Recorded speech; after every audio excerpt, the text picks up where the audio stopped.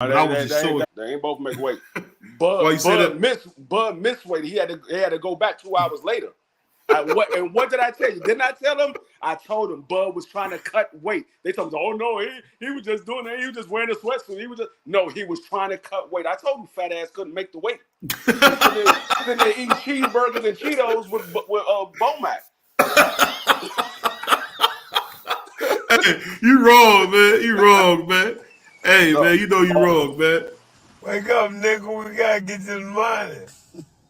He might be overweight. He might be a problem for him. He might have been at 147 too long. Yeah, okay. We see who was the one that had problems making the weight. It wasn't Earl. Salute to my man Josh, my TYT brother. What's up with you, man? Hey, you know the thing I'll say that was so funny about that, man? Ain't it funny? The guy that they said would make weight, Errol, makes it like he always does. Mm-hmm. Ain't that crazy, man? I don't know. I'm starting to believe, man, the Bud fans was just making up lies to convince themselves the fight was going to be closer than it really is going to be, because I think it's going to be a knockout. I really do. My man Josh said Bud eating too much. I was shocked. He didn't make. I was shocked that he didn't make weight right away, man. What about you, man? You said you was shocked he what? I was shocked that he didn't make weight right away, man. I was shocked by that, man. I wasn't. I told y'all gonna listen to me one of these days. Y'all gonna listen. I told y'all he was still trying to cut weight. You don't. Though they said it was 105 degrees. This man had a full sweatsuit on. He wearing a full sweatsuit in 105-degree weather. Don't nobody with the hood on. Don't nobody do that unless you're trying to cut weight. You trying to lose weight. Like today, it was 103 degrees out here. I saw a dude outside running with a full sweatsuit on with the hood tied up. He was out there sweating, trying to cut weight. Yeah. My man Josh said, my wife said, Errol stopping Bud in the 7th round. I swear, y'all. Hey, I'll tell you, after my co-host D3 said that stuff on Monday on our show, man, about him about Terrence, I'm kind of believing, man, we getting sold a bill of goods, man, because Terrence don't look confident. And when have you ever heard of Terrence Crawford missing weight, man? That shocks me, man. What about you, man? I mean, according to his Bud fans, this man is always on weight. He's always in shape. He's ready to go at any given time. I mean, obviously, either they was delusional, or Bud is feeding his fans a lot of hype and not a lot of facts, because the man didn't make weight, and he's supposed to be the smaller guy. It looked like this man been out partying. Everybody keeps saying, "Oh, Errol Spence, all we do is we see that man partying. We seen him a couple of weeks ago. That man looked like he was about 180 pounds." That man, I told him, Errol Spence has been in the gym since April 16th when he beat Ugas. The following week, he went right back to the gym. After he called out Bud, he went right back to the gym. That man has been in the gym, and he's been telling y'all what he's going to do. The man has not lied. He said, I'm going to get that belt once I get the other belts, and he's going to take that belt tomorrow night. It will be, the matter of fact, the card will be starting roughly 23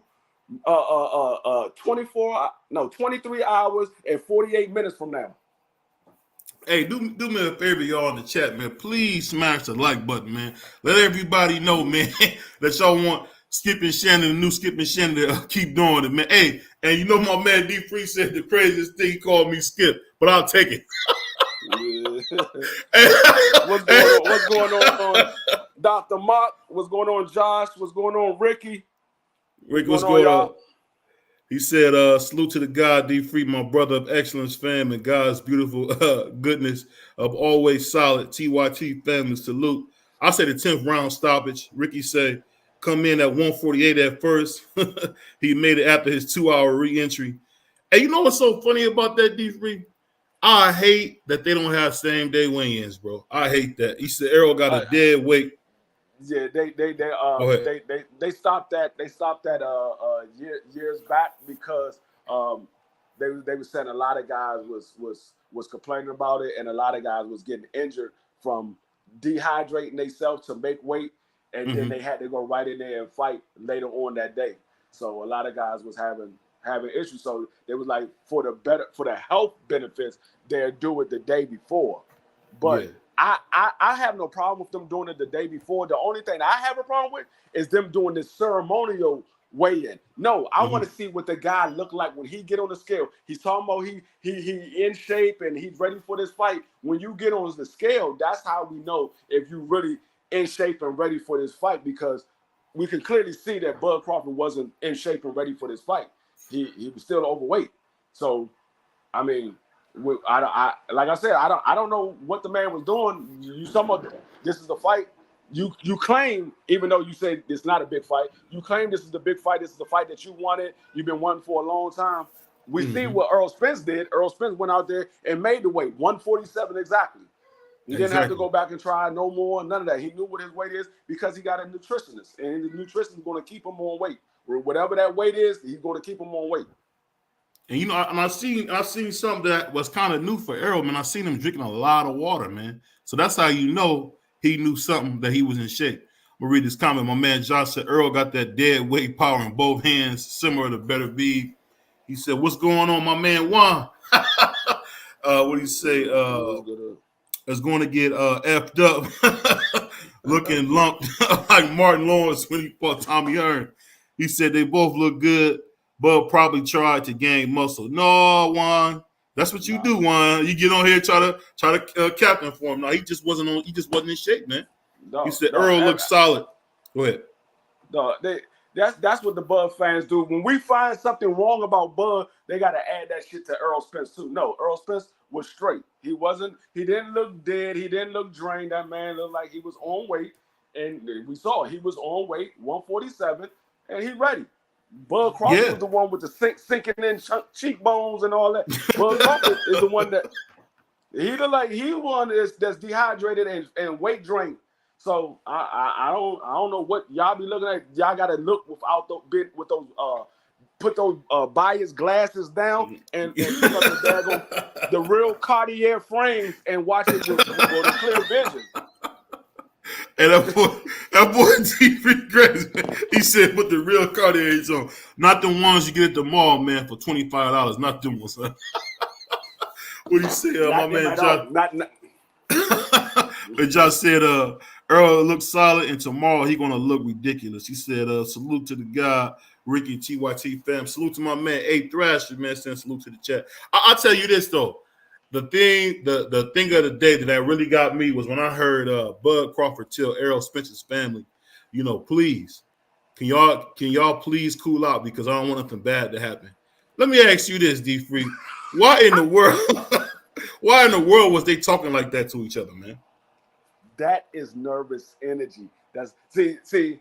I'm gonna break it down. When we saw Bud Crawford sitting over there with his head down, his eyes closed, he looked like he was praying, and then we saw the man dancing towards the end of the press conference. He's sitting there, ain't no music playing, he just bobbing his head or whatever. That's nervous energy. That's that look when you get you get into it with a guy at recess, and when you was in grade school, you get into it with the guy at recess, and he said, "All right, at 3:00 when that bell went, we meeting in the motherfucker, we meeting out on the street."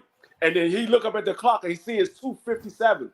And that nigga like, "Oh shit, this nigga he gonna bust my ass." Yeah, that's what that look is.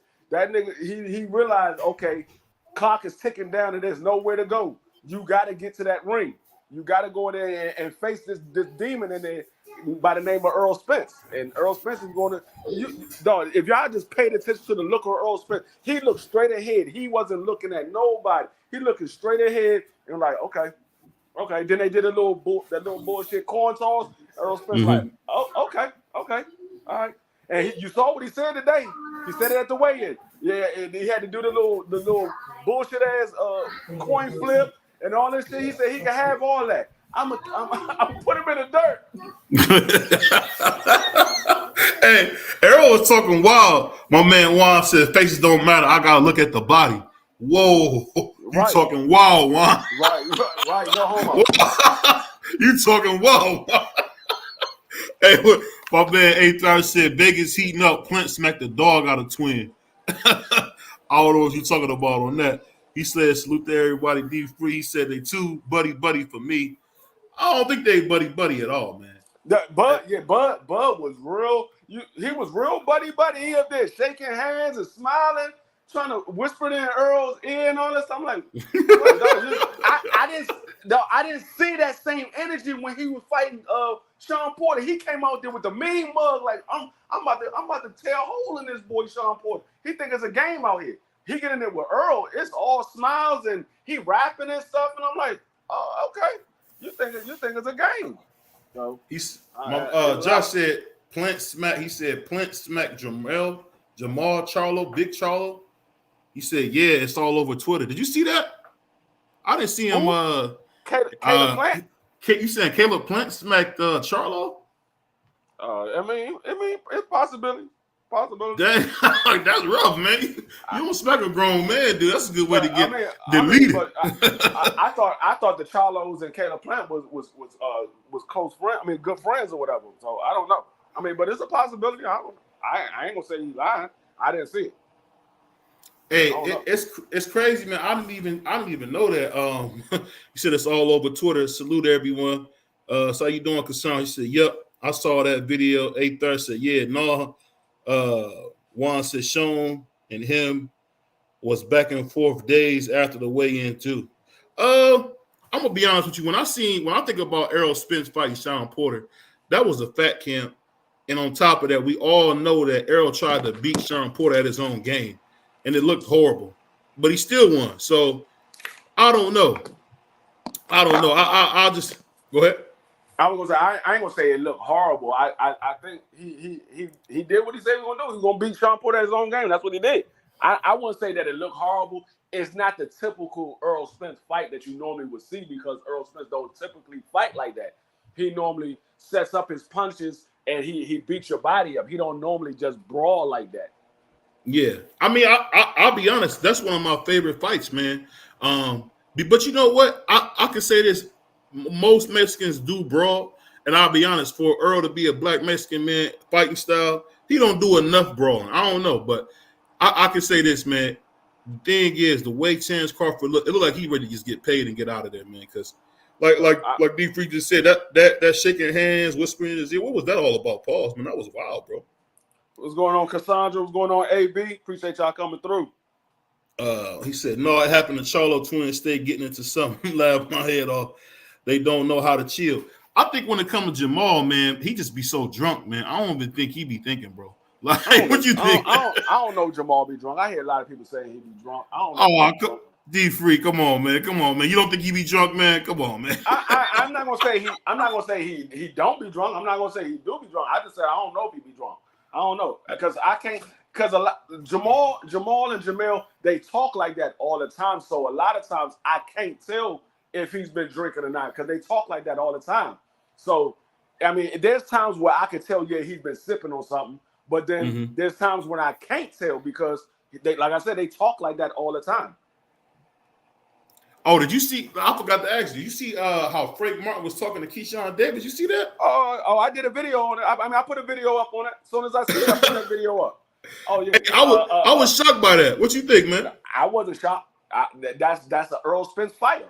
He was sitting there having his little interview, and he saw Keyshawn. He was like, "Hold up, Keyshawn, yeah, I gotta holler at you." That man just walked off the interview. He ain't.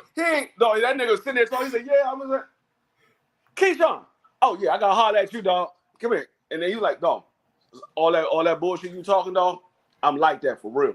I'm like that." It was. I don't know if it just me, D, but he looked a little shook when he came up to him like that, man. He looked a little shook, man. He looked just like Bud looking. That nigga was just smiling.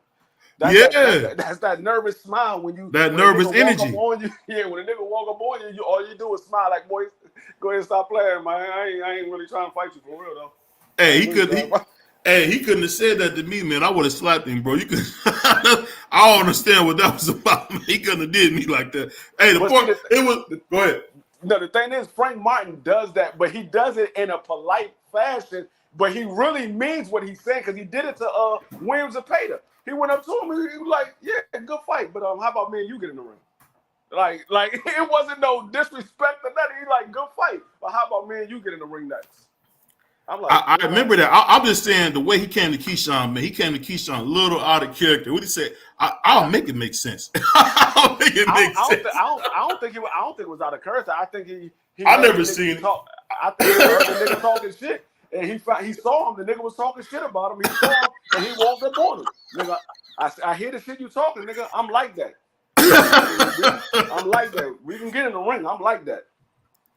He said, I'm drunk right now, LOL. Too funny. He said, Plant quick, too, with that smack, but I don't think it's serious because he could have punched him. I don't know, AB. You can't really, fighters don't usually punch each other, man. They might do a slap or two because you can get sued or something, man. You punch the dude, knock him out, man. This is a little different world. You can get sued if you punch somebody on the street. But punching another fighter, he ain't getting sued. We both fighters. We both. They allowed to hit each other? Okay, I didn't know that. Yeah. You don't remember when Mike Tyson knocked out that nigga? Mitch Green. Mitch Green. Yeah, Mitch Green. Yeah. He didn't sue. He just went on national TV like, man, that nigga sucker punched me. He ain't sue. Hey, Mitch Green was a gangster. I don't know how that happened. He said his face changed real fast. He said, it's true, y'all. Caleb Pimp smacked Maul. He said, just showed it now. Everyone else is something within the next year. I'll say this. The thing is with Caleb Plant, man, Caleb Plant really, really showed some stuff against David Benavidez because he let me know David Benavidez is not elite, man. What about you, man?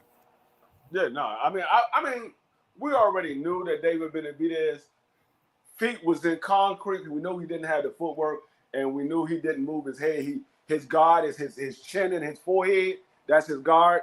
But the thing is, Caleb Plant just don't have the stamina. Even if he get in there with Jamal Charlo right now, Jamal Charlo would eventually knock Caleb Plant out because Caleb Plant he don't have the gas tank. You're not gonna be able to run all 12 rounds. You can run for about 6 of them. Those last 6, you're gonna be sitting right there to get knocked out. I'll say this though. I feel like Keyshawn Davis has been more active and fought better competition compared to Frank Martin. And I'll be honest, I think Keyshawn will beat the life out. I think he'll beat the life out of him, man. No, he didn't. And he won't. You saying that because of what's his name? Michelle Rivera? Yeah, because of Michelle Rivera fight. He was a drug cheat. Come on. Michelle Rivera was better than anybody on Keyshawn record, for one, including Keyshawn. And two, Frank Martin will beat the snot out of Keyshawn Davis. That's why Keyshawn ain't made him.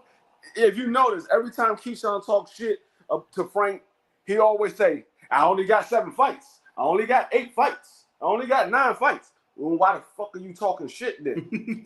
Sit down there and keep yourself in that little prospect corner and stop talking shit to the contenders up here. Because one of these contenders ain't going to take that shit lightly and they're going to put your ass in the ring for real.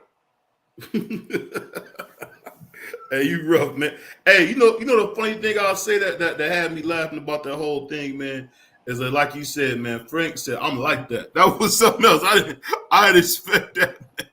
Hey, y'all smash the like button for us, man. Come on, we got 14 people in the building, man. We got 3 likes, man. Somebody smash the like button for your boy D3 at BBO. Smash the like button, people. Smash the like button. Y'all know how we do.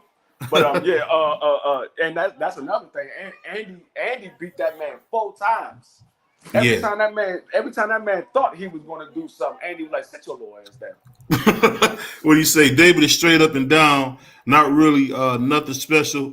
If he fights Canelo, he's getting stopped. See, that makes sense, man. That makes sense when you said it. Nah. I think he'll beat him, man. I think he'll beat him.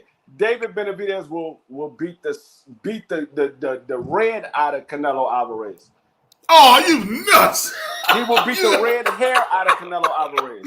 You nuts, man. Yeah, right. Canelo smash him, man. Dog, have you seen Canelo Alvarez his last couple of fights? He doesn't have that upper body movement that he had earlier in his career when right after he fought Floyd and he learned how to move his upper body. He don't have that no more. You see him versus Danny Jacobs? You see him versus Danny Jacobs? That was earlier in his career. How many years ago that was? That was like what, 5-6 years ago? That was like 5-6 years ago. DP, you rough, man. No, Suit to my man DP. That was like 5-6 years ago. So he don't have that upper body movement like that no more. So he's going to be there to get hit. We saw what Demetrius Bivol did. We saw what old ass Ganuflin did. Old ass Ganuflin, that fight was horrible. We saw what daggone John Ryder did. That fight was horrible. Did you see him versus Lara? How many years ago that was? Here we go. Hey, hold on. I always bring my young bull in here. He a young amateur fighter, man. Really, really good fighter, man. D-Free. He from New York, man. This is my dude's job, man. He talk like Batman, you know, like all the New York dudes do. Hey, what's good, family? Hey, but you know what's funny, D-Free? When he get in the ring, you know he don't want to fight till somebody hit him in the mouth. That's what. Yo, don't know how to man. Hey, D-Free, once they beat on him, didn't even want to fight, boss. He like Rocky, man. He want to get lumped up. Man, Did he want to fight? Man, wow. Hey, yo, look, don't believe BVO, man.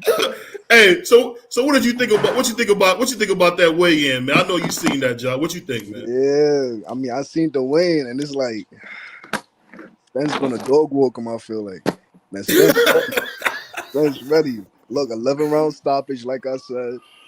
Man, Spence gonna step on Crawford. Hey, yeah. hold on. Johnson here talking crazy. He said Canelo got old man knees, BBO. If Mel don't stop him, the next one will respect him.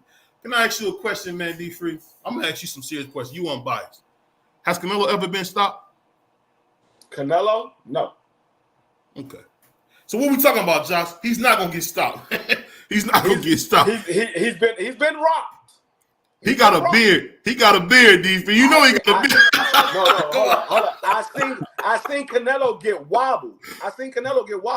By who? Go watch. I think it was a dude he fought early in his career. I think this dude was like 19 years old at the time. Canelo was in the corner and he tried to do the little head movement and 10 years ago? Like you just told me 10 years ago? Here we go. I'm gonna tell you something. Yeah, that was 10 years ago. But you know what happened? The older you get, the more acceptable of knocking out you get. You get older, you're more acceptable to get knocked out as you get older. So if he got wobbled when he was younger, now that he's much older, he's more acceptable getting knocked out. Hey, you know what I gotta do? Hey, Josh, man, you talking so crazy, man. I gotta snatch your chain first thing, man. I gotta snatch your chain first thing, man. I understand you biased because you said Canelo was going to be the best Mexican. Oh, here we go. No, I didn't say that, man. I said number two, man. I said number two. He said he might lose Juan. I think he might lose to Jamel. If he loses to Jamel, that's no big deal. I think he'll beat David Benavidez and Errol Spence. I'll tell you that. No. If he fight them next. No, he not. He's stopping them. He not beating neither one of those. Come on. D-Free. What defense does David Benavidez have? Look. Go ahead, Joe. He's sleeping too much on Canelo now. No, yeah. Canelo is not what he used to be, but you sleeping on him too much. That's still Canelo, my bro. No, Canelo. Like I said, at one time, Canelo was that dude. I didn't like the way he moved. He ducked a lot of those top guys, but those days are long gone. That man got bad knees. He got a lot of mileage. You got to understand, this man is the same age as Errol Spence, Jamel, and Jamal. This man got 60 fights. Right. He's active. You got to think about it. But that's a lot of mileage. But this is what my man. Go ahead. Look, we got to think about it like this. Canelo is only going to be as good as his opponent. That's what it is. He haven't really had anybody but to push him, but to really be in that competitive mind state. You know what I'm saying? A few years. You know what I'm saying? The past 2 years. You know what I mean? So now he got with Jamel Charlo. Now he got that fire lit, you know what I'm saying, under him again. What happened to that monster when he was in there with Demetrius Bivol? Because he got his ass whooped. Hey, this is what my man did. Fuck Fred, fuck Howard, and fuck all of them.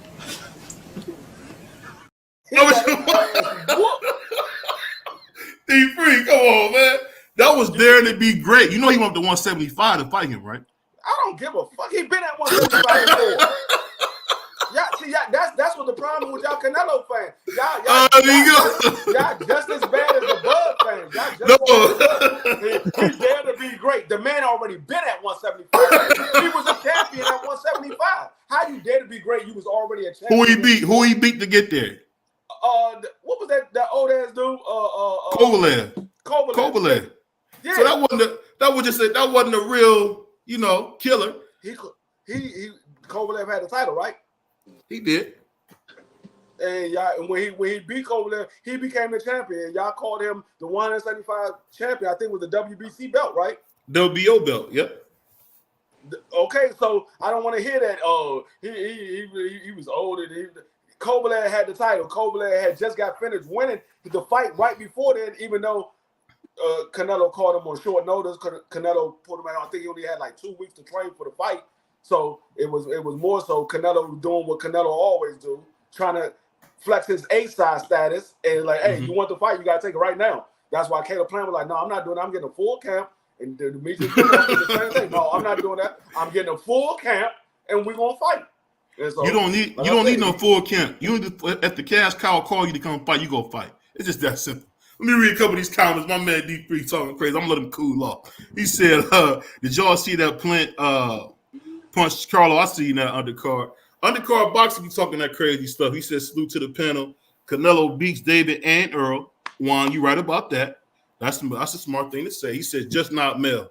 I don't believe he'll beat Mel because I think Mel is just a little bit too smart, a little too athletic to beat him. I think that's the main thing. He said, hold on. Y'all do realize that Mel can't beat Earl. Mel will stop Earl. You know that, right? That's why Mel already admitted that Earl beat him. He did. Oh my God! He already admitted it. I can't let you rock with that one. Fuck Howard and fuck all of them. He already admitted it. That nigga Mel said, man, I beat all Southpaws. What the fuck you say? Earl walked up and was like, you beat all what Southpaws? He like, man, I'm not talking about you. You already know. Here we go. Here we go. He was joking, D3. He was joking. He was like, you beat all what Southpaw? He was like, man, I'm not talking about you. I'm talking about here we go. We're not talking about you. That's what he said. He was like, I'm not talking about you. I'm talking about them other guys. And Earl was like, oh, okay, that's what I thought. He said, but that's my opinion. Hey, but Juan, you making a great opinion, man. D3 is just tripping. He said, where's that monster against John Wilder? We got 100 on it. Who? If David Benavidez and Canelo fight, we got 100 on it. That's done. That's easy money. That's easy money. Man. Hey, y'all gonna be like this, man. That's some bullshit, man. He should have fought him earlier, man. He waited He think but Canelo's scared. Who? Nah, he think that but Canelo's scared. But he ain't scared of David like that. He not scared of him, D3. I know you think that. He not scared of him, bro. No, he's not scared of him. I hope that he's not scared. Because we've been calling for this fight for the longest. I hope that he's not scared. Because I need $100. I need that 100 in my life. D3, man. That's motherfucking, that's 50 lottery tickets. That's $50 lottery tickets. What you talking about? Hey, D3, man, you gotta watch it, man. He just so funny, man. You gotta it's hard to stop talking to. That's 50 lottery tickets. He said Canelo posed to stop riding. No excuses for that one, respectfully. You know what? I tell you, can y'all hear me? Yeah, I'll tell you something funny, man. Hold on, I'm hearing some static. 1 second. Is that me? Hold on. No, that's your man. Okay, hold on. My bad. What he say? He said he knocks out all Southpaws. Earl checked it. Earl ain't. Dude, come on. Now, Crown, you my brother, man. Why you in here lying? Somebody he checked it, man. Come on, man. He said D3 bugging. Juan, you in here telling the truth, man. He said he should beat Benavidez, but he doesn't seem to want to fight. Did y'all not see Caleb Plant giving your boy David a case of the beats for the first 6-7 rounds? Dude, Dog, do you realize that Canelo don't fight like Caleb Plant? He ain't boxing around no goddamn ring. That nigga fuck around and break both his kneecaps. He already got one bad knee. He fuck around and break both of them. He ain't boxing. That man hasn't boxed ever. That man comes straight forward and use head movement. That's all he do. Come straight forward and use head movement. He don't box. But it's the funny thing, man. D, you act like he fought Hasbulla or somebody. John Ryder pretty tough, man. He didn't want to go to bed this time. It happens like that. John Ryder? He's tough, man. He done fought everybody. What has John Ryder did in his career? He's done nothing, but he's fought everybody, man. Come on, you know this better than anybody. Everybody can't be a champion. Am I wrong? Was Ernie Shavers ever a champion? Hold on. Was Ernie Shavers a champion? I never thought Ernie Shavers was that good. Ernie Shavers was just a hard puncher. Here we go. I never thought that he was that good. I just know he was a hard puncher. I didn't think he was that good. He was just a hard puncher. He knocked niggas out. But I ain't say he was a champion level fighter. He was just a hard ass puncher. He said, my man Cron Juice said it was all access. Look it up. Canelo can box. Canelo can box with the best of them, man. I don't know what my man D Freeze even talking about. Canelo cannot box. Canelo can fight. He cannot box. Y'all got it twisted. Y'all don't know the difference between what did he do against Austin Trout? Fighting. What about what he did against Austin Trout? That was fighting. That was not boxing. That was fighting. That was not boxing. There's a difference. Boxing is using lateral movement, using head movement, using the jab, dancing around the ring, hit, not get hit. But fighting is coming straight forward. And all you do is move your head, coming straight forward. That's fighting. That's not boxing. That's fighting. It's two different things. Y'all do us a favor, man. Y'all smash the like button, man. What do you say? I think Canelo should have fought Carlos years ago. Now it's the Charlos years ago. Now it's the wrong time. But excuse me, Canelo finally giving us the fight we want respectfully. Canelo always gives you what you want. Not when you exactly want it, but he always will come back like he did. Came back to PBC. He gonna give us Jamel, probably Morrell, because I think Morrell stops David. Probably Morrell, and then he gonna fight Errol. And if he knock all three of them out, then what are we gonna do? What are we gonna do then, D-Free? David Morrell is by far the worst opponent for Canelo. He will retire Canelo. He will retire Canelo. He will put that man in the hospital. Come on, D-Free. Who did he fight? It don't matter who he fought. I bet you Canelo would never get in the ring with him. I bet you Canelo would never get in the ring with him. That man will kill Canelo. He will kill. You saw what Bivol did? He would do 20 times worse than what Bivol did. All he did was beat out Pooh from the Simpsons to death. That's not impressive. That's not impressive. What did Bivol do? What did Bivol do? Bivol won some tough fights, man. That in and out style was a bad matchup. Against who? Nobody of note. Exactly. Nobody. Okay, so my point is, he got in there with Bivol because he thought Bivol was smooth sailing, and Bivol boxed his head in. And like I said, Morrell is worse than what Bivol would do. Morrell will put that man in a coma. Hey, John, tell this dude about Canelo, man. You a fighter, man. You know how it go, man. You tell this dude, man. Tell this dude about Canelo, man. I don't know what he's talking about. Tell him, John, what's going on, man? He on me. I think my man John fell asleep. Hold on, I'm gonna read this comment. He said Canelo can fight. Go ahead. He said he doesn't move much when he doesn't have to. He can. He talking about Canelo's boxing. He said Charlos ain't have a big enough name.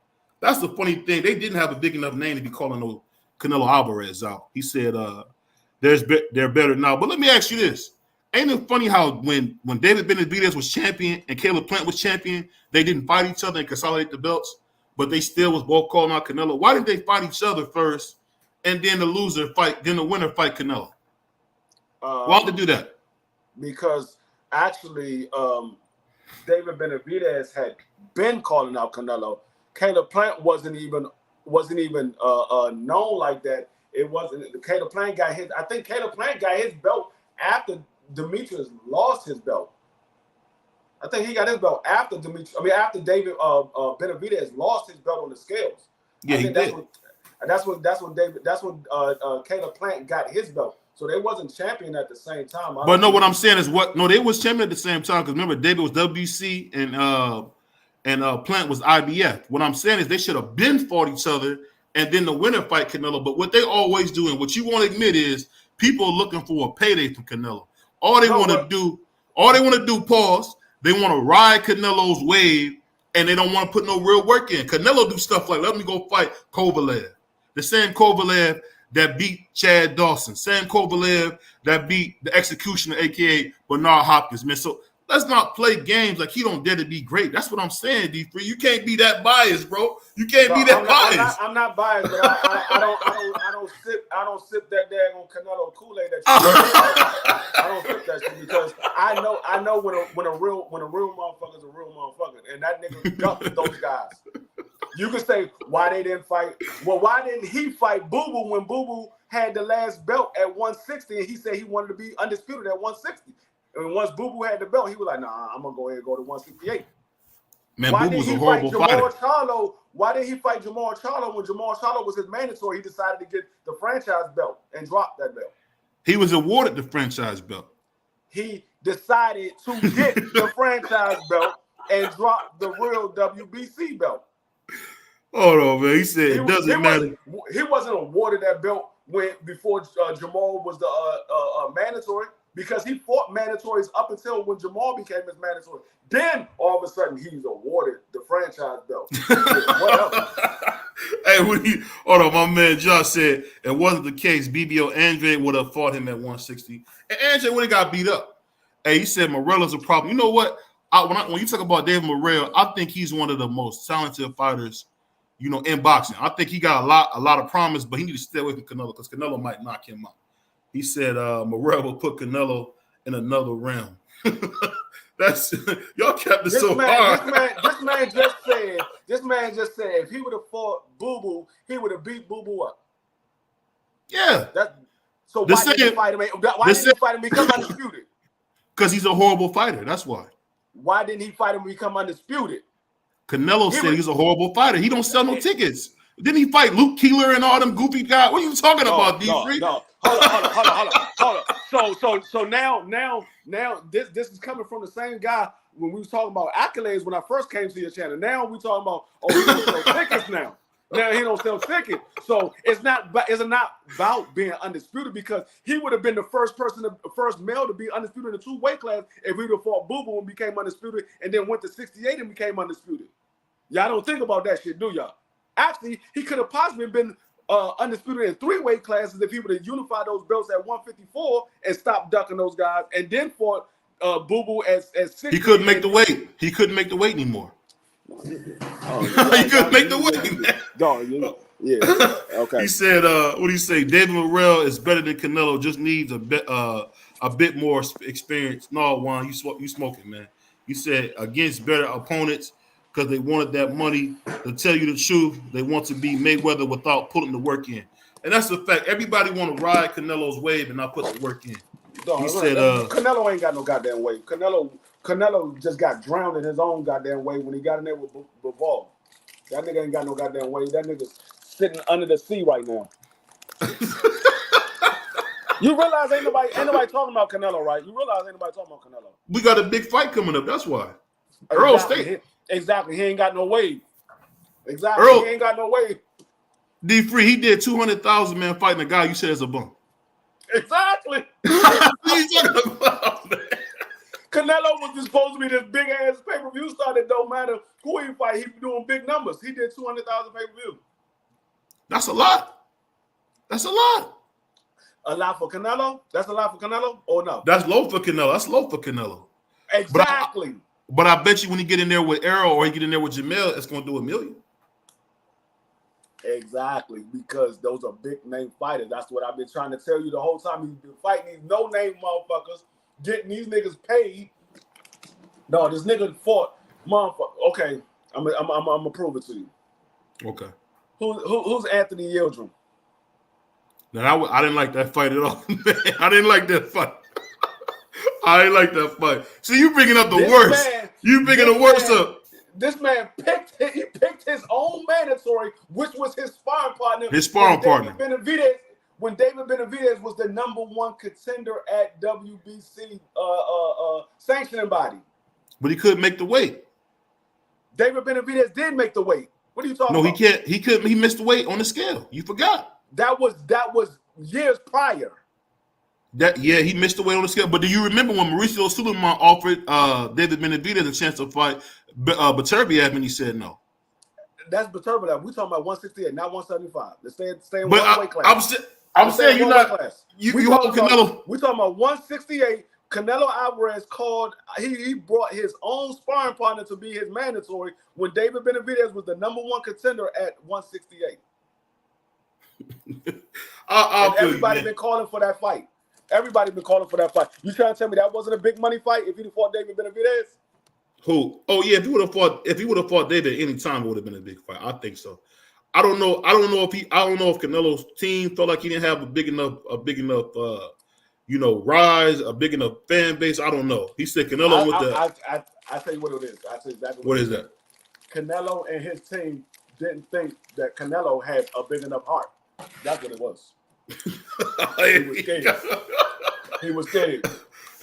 He said Canelo went to 168 because he getting all the belts there was easier than fighting Boo Boo. Can I ask you? Let's have a real conversation, Josh. Because Josh, you capped out, and D3, you capping out. Who has Boo Boo Andre fought? Didn't he dump Jamel? Didn't he fight Jamel? It does not matter. See, that's what y'all keep saying. Y'all keep saying, who has these guys fight? It doesn't matter it don't matter who they fight. They want to fight you. They want to fight you. It don't matter who they fought. If you think that they an easy win, fight them. They calling you out. That's like me going down the street and a dude be like, man, you a bitch, I'll beat your ass. Dog, you ain't fighting nobody. I'm gonna go ahead and go in my motherfucking house. You ain't fighting nobody. No, that nigga called me a bitch. He gonna beat my ass. I'm gonna whoop that nigga ass right now. No, come on, man. This, you know what it is, and I'm gonna tell you what you and Josh are both doing. Y'all want him to be Oscar De La Hoya, bro. He can't. He's not Oscar. He's not Oscar, man. He's not gonna be the can man. That's what it really is. Y'all want him to be. He said, "Good question, D3. Carry on 1 second. What's going on, Apple man?" He said, "Bless these D3. What BBO capping about?" Now, ain't nobody capping, bro. Dog. That nigga, he riding that daggone Canelo. No, I ain't riding nothing. Pause, man. I'm trying to stop. I'm trying to refrain myself from saying it, but he riding like a rodeo. He riding that joint like a rodeo. Hey, that brother's crazy, man.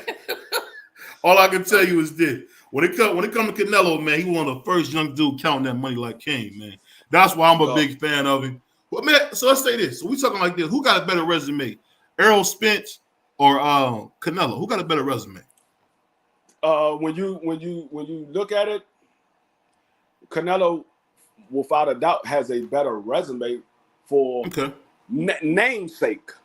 Now, competition-wise, it's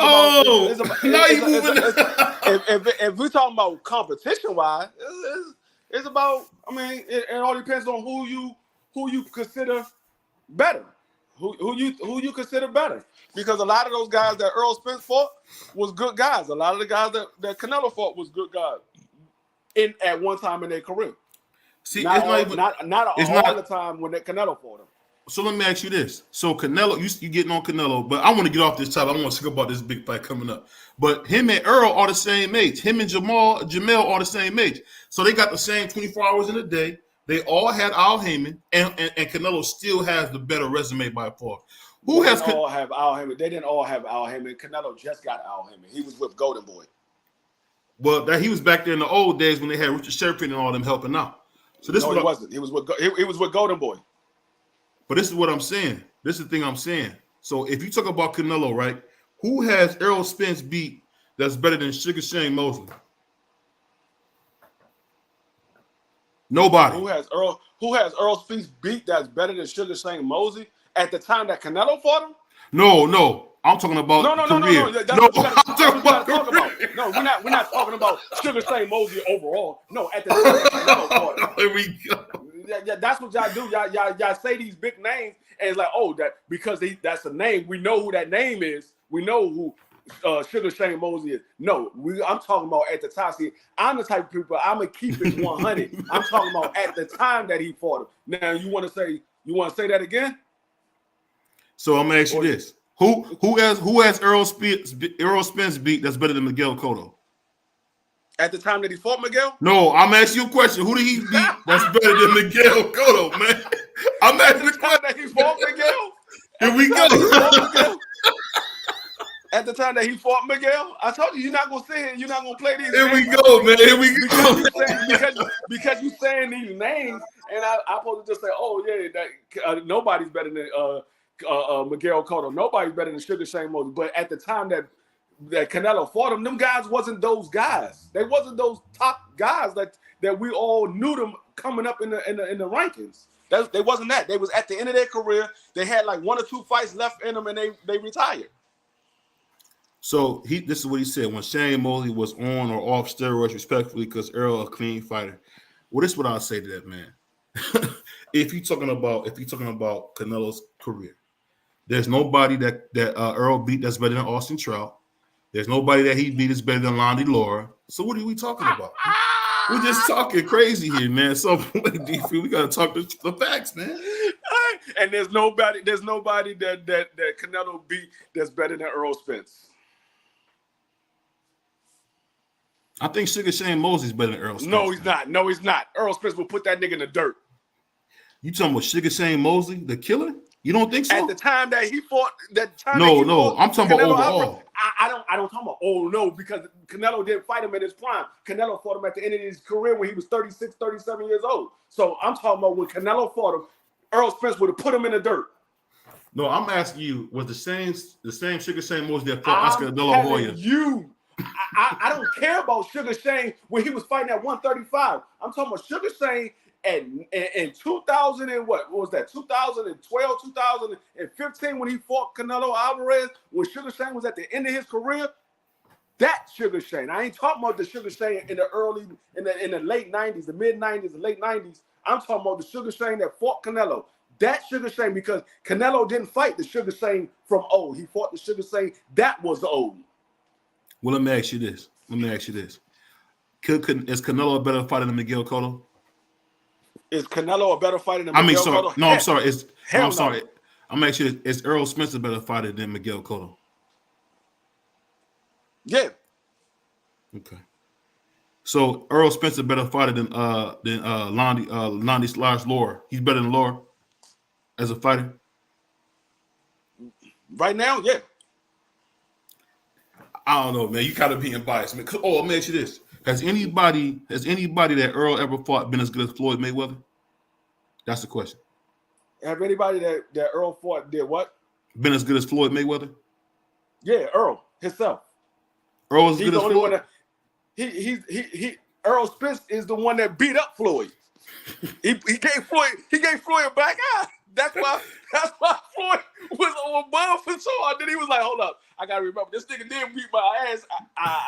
Hey, Bud, you might be in for some trouble, dog. You might be in for some trouble. That nigga Earl ain't nothing to play. That's when Floyd was telling Keith Thurman to fight Earl, he was telling Sean Porter to fight Earl. That was because Earl had just got finished beating Floyd's ass in the gym. He beat the shit out of Floyd and gave that nigga eye. Floyd was the first one that got the eye. Hey, D-Free, man. This is the thing. He said Earl made Mayweather quit in a boxing ring just under the belt lights. Just not under the belt lights in Floyd's gym, under Floyd's doghouse rules.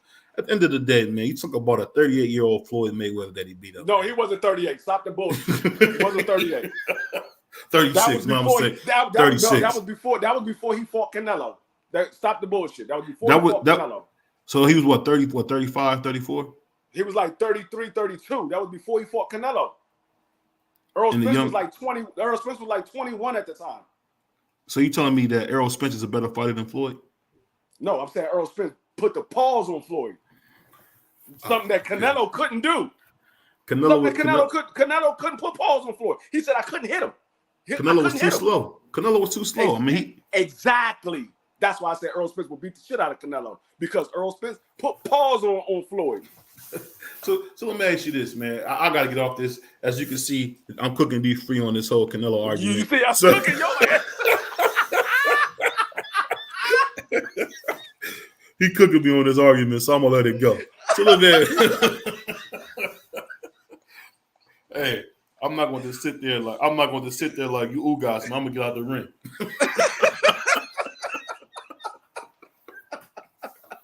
What do you say? You gonna do the Vic? Yeah, remember? No. We ain't saying that here, man. We not doing that here. He gonna do the Vic. He gonna do the Vic. No, I ain't turning my cap backwards. I ain't gonna turn my cap backwards, man.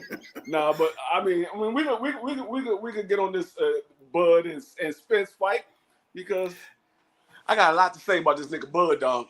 So I want to get your thoughts on Bud, man. What you think about Bud's whole demeanor, man? I want your opinion on what we seeing from him. What I think about Bud did what? His whole demeanor, man. His whole demeanor didn't change.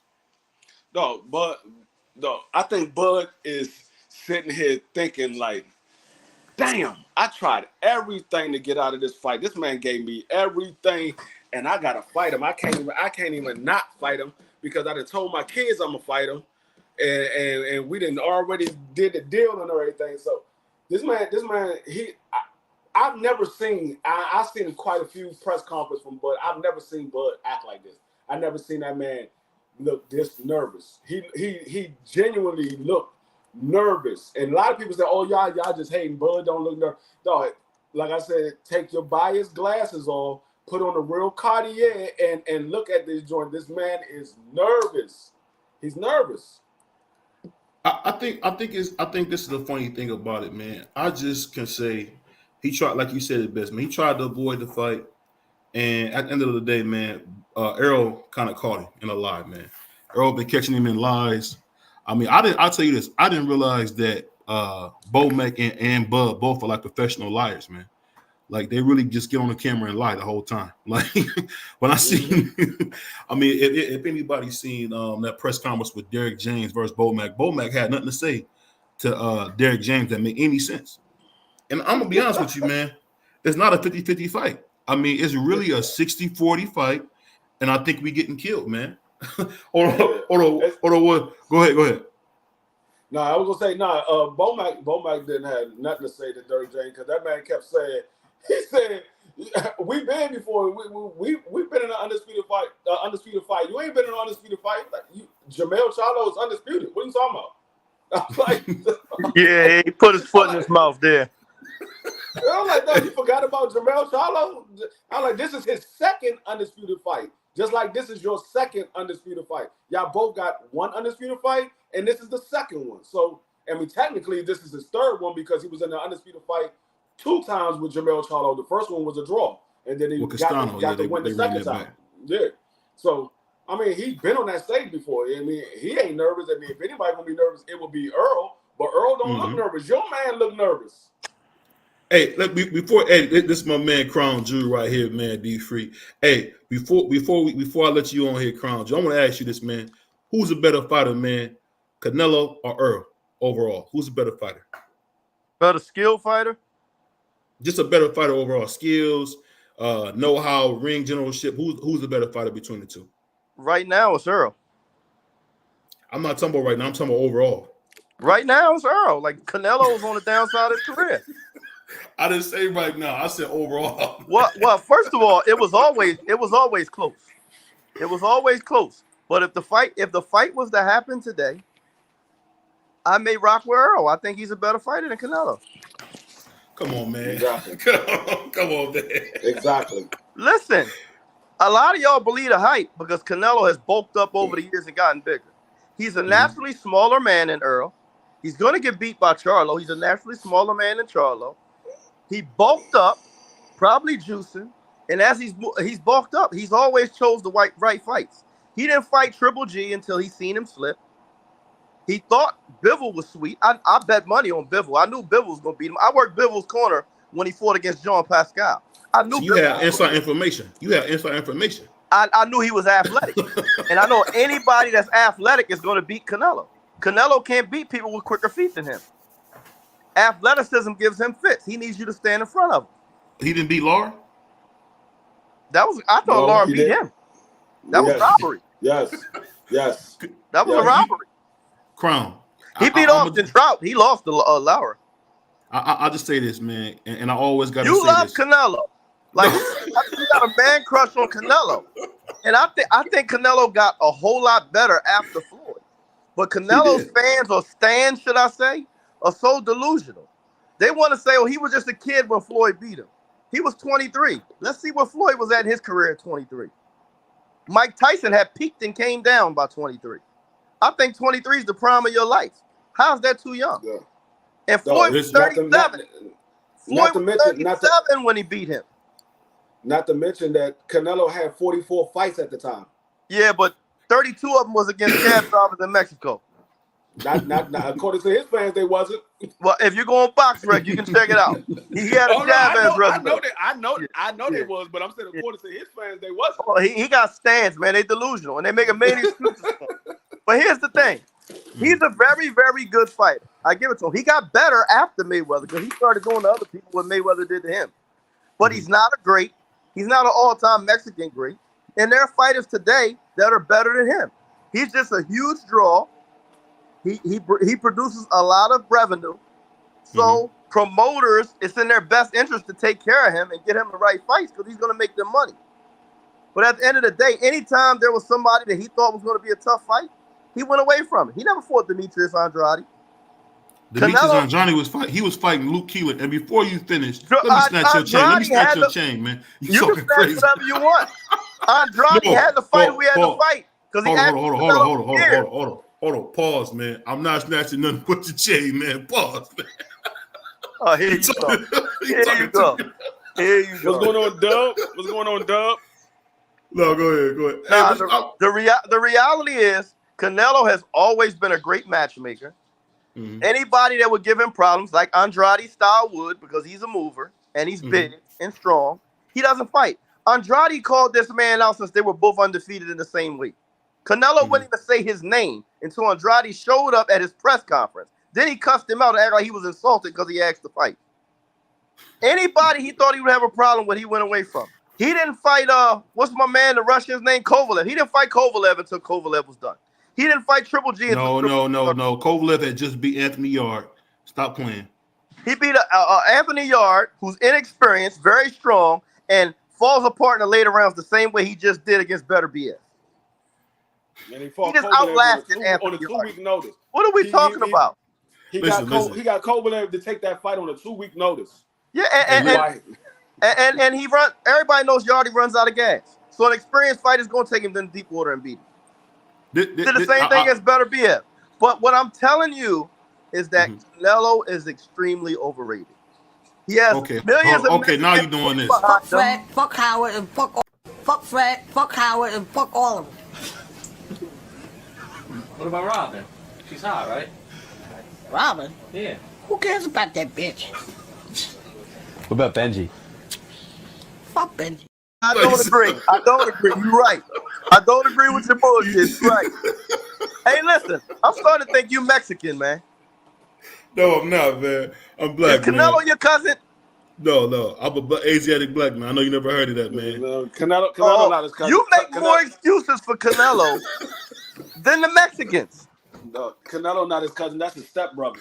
No, y'all rough. Y'all rough, man. What do you say? Preach on. But let me ask y'all both this, man. So when you see this big fight coming up, why is Buzz energy changed? I'll start with you, Crown, then I'll go to my man, D. Why is his whole energy changed? I'm going to tell you what I see. I won't come out and say this man is scared because I don't say that about world-class fighters. If you get to climb through those ropes, I'm gonna respect you enough to not call you scared. But what I will say, he's extremely uneasy. He didn't look comfortable. I did a video about that today. He didn't look comfortable at the final presser. He looked very uneasy. He couldn't sit still at one point. Yeah, he was praying. Earl actually checked him and made him shut up when he was arguing with somebody in Earl's camp. He said, "Are y'all done?" And Bud shut up. His trainers seem nervous as hell, man. They don't seem like they want to be there. And then the biggest kicker, the biggest shocker to me, everybody was talking about Earl struggling to make weight and how big he is. At the the final presser yesterday, it was Bud who looked sucked in, cheekbones showing, looking skinny and frail. Earl looked solid. Bud looked like he struggled to make weight. And like I said, he just did not look happy to be there. How are you on stage for the biggest fight of your life and you arguing with somebody in the crowd that doesn't even matter? How can somebody in the crowd get to you unless you already agitated? Let me ask you a question, Crown. We had a one time on one of the panels on here, we had a goofball say something. And first thing out your mouth was, I know how to work these hands here. First thing out your mouth. So he saw the energy change, man. He saw the energy change. This man, Crown, this is what Crown ain't gonna tell you. Crown know how to fight. So he's talking to some loser on the channel one day and tell him, I know how to throw these. No. He came at me on some very disrespectful stuff. And first he said, like, who are you? What have you done in boxing? Like, who? And I'm like, first of all, you should never come at a man like that because you don't know. I don't know what you've done. I don't know what you've done, D-Free. So I respect everybody. You know what I mean? Because I don't know. But he came at me like, who are you to have an opinion, basically? And then was like, he said he would, what'd he say? He said, I'll beat the shit out of you or something. And I was like, you do what? Like, you want to do what? So it's a British dude he had on here. He like, yeah, I'll come to the States and I'll beat the shit out of you. And I'm like, for real? Like, I still know how to do this. Hey, D, you ever see them MMA guys that talk trash so they can get so somebody can hit them so he can beat him up? That's your boy Crown right there. No, I don't do that. He came at me. All I said, we were discussing a fight. And that went from discussing the fight to him telling me he'll come to America and beat my ass. Yeah, it was Jimmy. He told Jimmy he would hurt him. So I'm a man. So you threaten me. I'm like, all right. Hold up, Jimmy who? That name sounds familiar. You know Jimmy that be in everybody's chats, man. Jimmy from the UK. That's what I thought it was. I thought it was. Jimmy don't do nothing but talk shit. And he changed his tune by the end of the convo, but right away, it was my first time ever even being on with him. One of the first things he said to me was that he was going to come to the States and whoop my ass. I'm like, whoa. Huh? I don't know if he said he was about whooping your butt, man. Pause. I don't think he said nothing like that. Hey, listen, I'll play the pause game, man. I'm 44, gonna be 45 years old. I don't care, I man. know what side of the plate I bat on. Hey, man. You're not gonna have the alpha of the mob on us, Listen. Pause, man. I'm 44 with 3 kids, brother. 2 of them adults. Didn't they have that one fighter, man? No, I ain't gonna say that. Never mind. Hey, hold on. What he said? Well, my man Big Soul. And you trying to get out in these YouTube streets. You don't want to offend that community anyway. You better leave that alone. Hey, man, you can't counsel us, man. Listen, I'm the black man. I'm not even playing with him. Hey, Vic, did you watch the fight the other day? The dude did the Vic the other day. He said whooping on that way, Big Tilapia. Hey, my man Big now, Crown, Big got on here and said some of the most crazy stuff. Wasn't Vic the one talking about some Errol Spence look like he overweight and all this? He having a problem. He 170 pounds. All that dumb stuff. Yeah, he said all that, man. Vic, what happened with your man today, Vic? Why he missed weight? Earl made weight easy. Why your man missed weight? And like I said, before he missed weight, he looked horrible already. I think the thing that that's being missed is that he never wanted this fight, and unfortunately, man, Errol bullied him into taking it because he's been saying for a long time he didn't want this fight because I don't think he thought Errol would give up everything he gave up because there's been talks that Errol, gave up the whole coin flip. Errol pretty much gave him $7 million. Like Errol gave him the percentage he wanted. He gave him everything. Errol, I didn't realize this. Errol is fighting for $1 million guaranteed. The same thing he always fight for. But he knows he's going to get 30 on the back end. No, but what I'm saying is that's funny because they guaranteed Bud $10 million. Because Earl knows what the back end is going to be. See, Bud wasn't willing to bank on the back end because he's never been a businessman. He's never got anything on the back end. He didn't get a portion of the pot when he was at Top Rank. All he got was his guarantee. That's why when he offered Earl that $20 million, and Earl said, "What about the back end?" Earl know that back end money sweet because he owns a piece of himself. He signed to himself. Because what people Parents don't can't realize, understand that.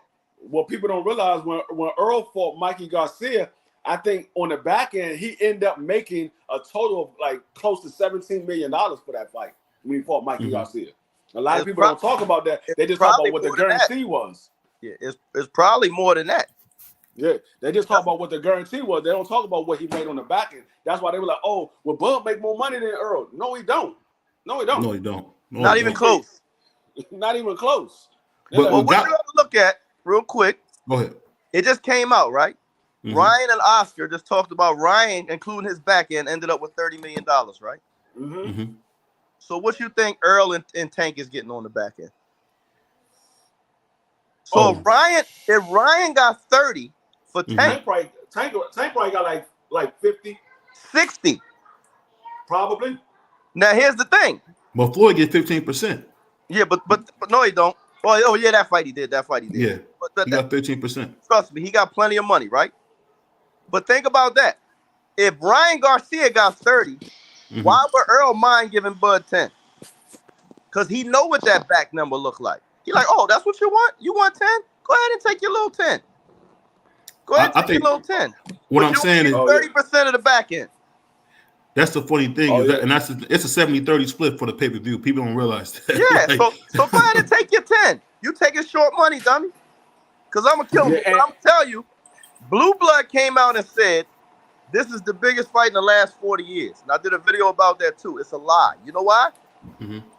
Just last month, or no, a couple months ago, Tank and Ryan sold out in minutes.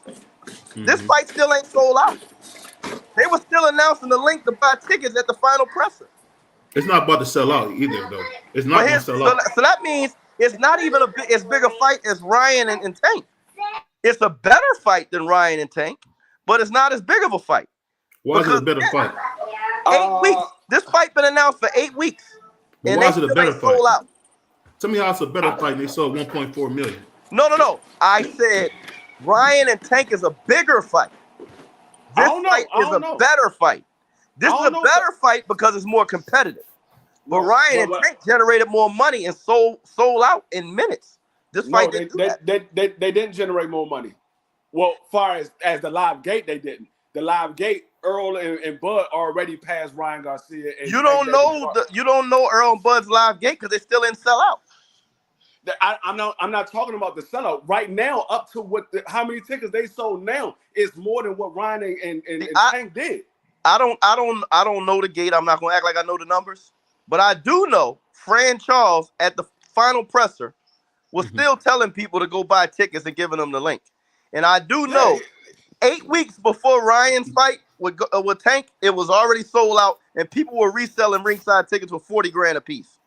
Hold on. Let me say this real quick. Let me say this real quick. Dub, man, pull up, man. You talking too crazy, man. Pull up, man. You talking way too crazy. He said Ryan Garcia's uncle about to argue you down respectfully. No, but the thing is, Tank.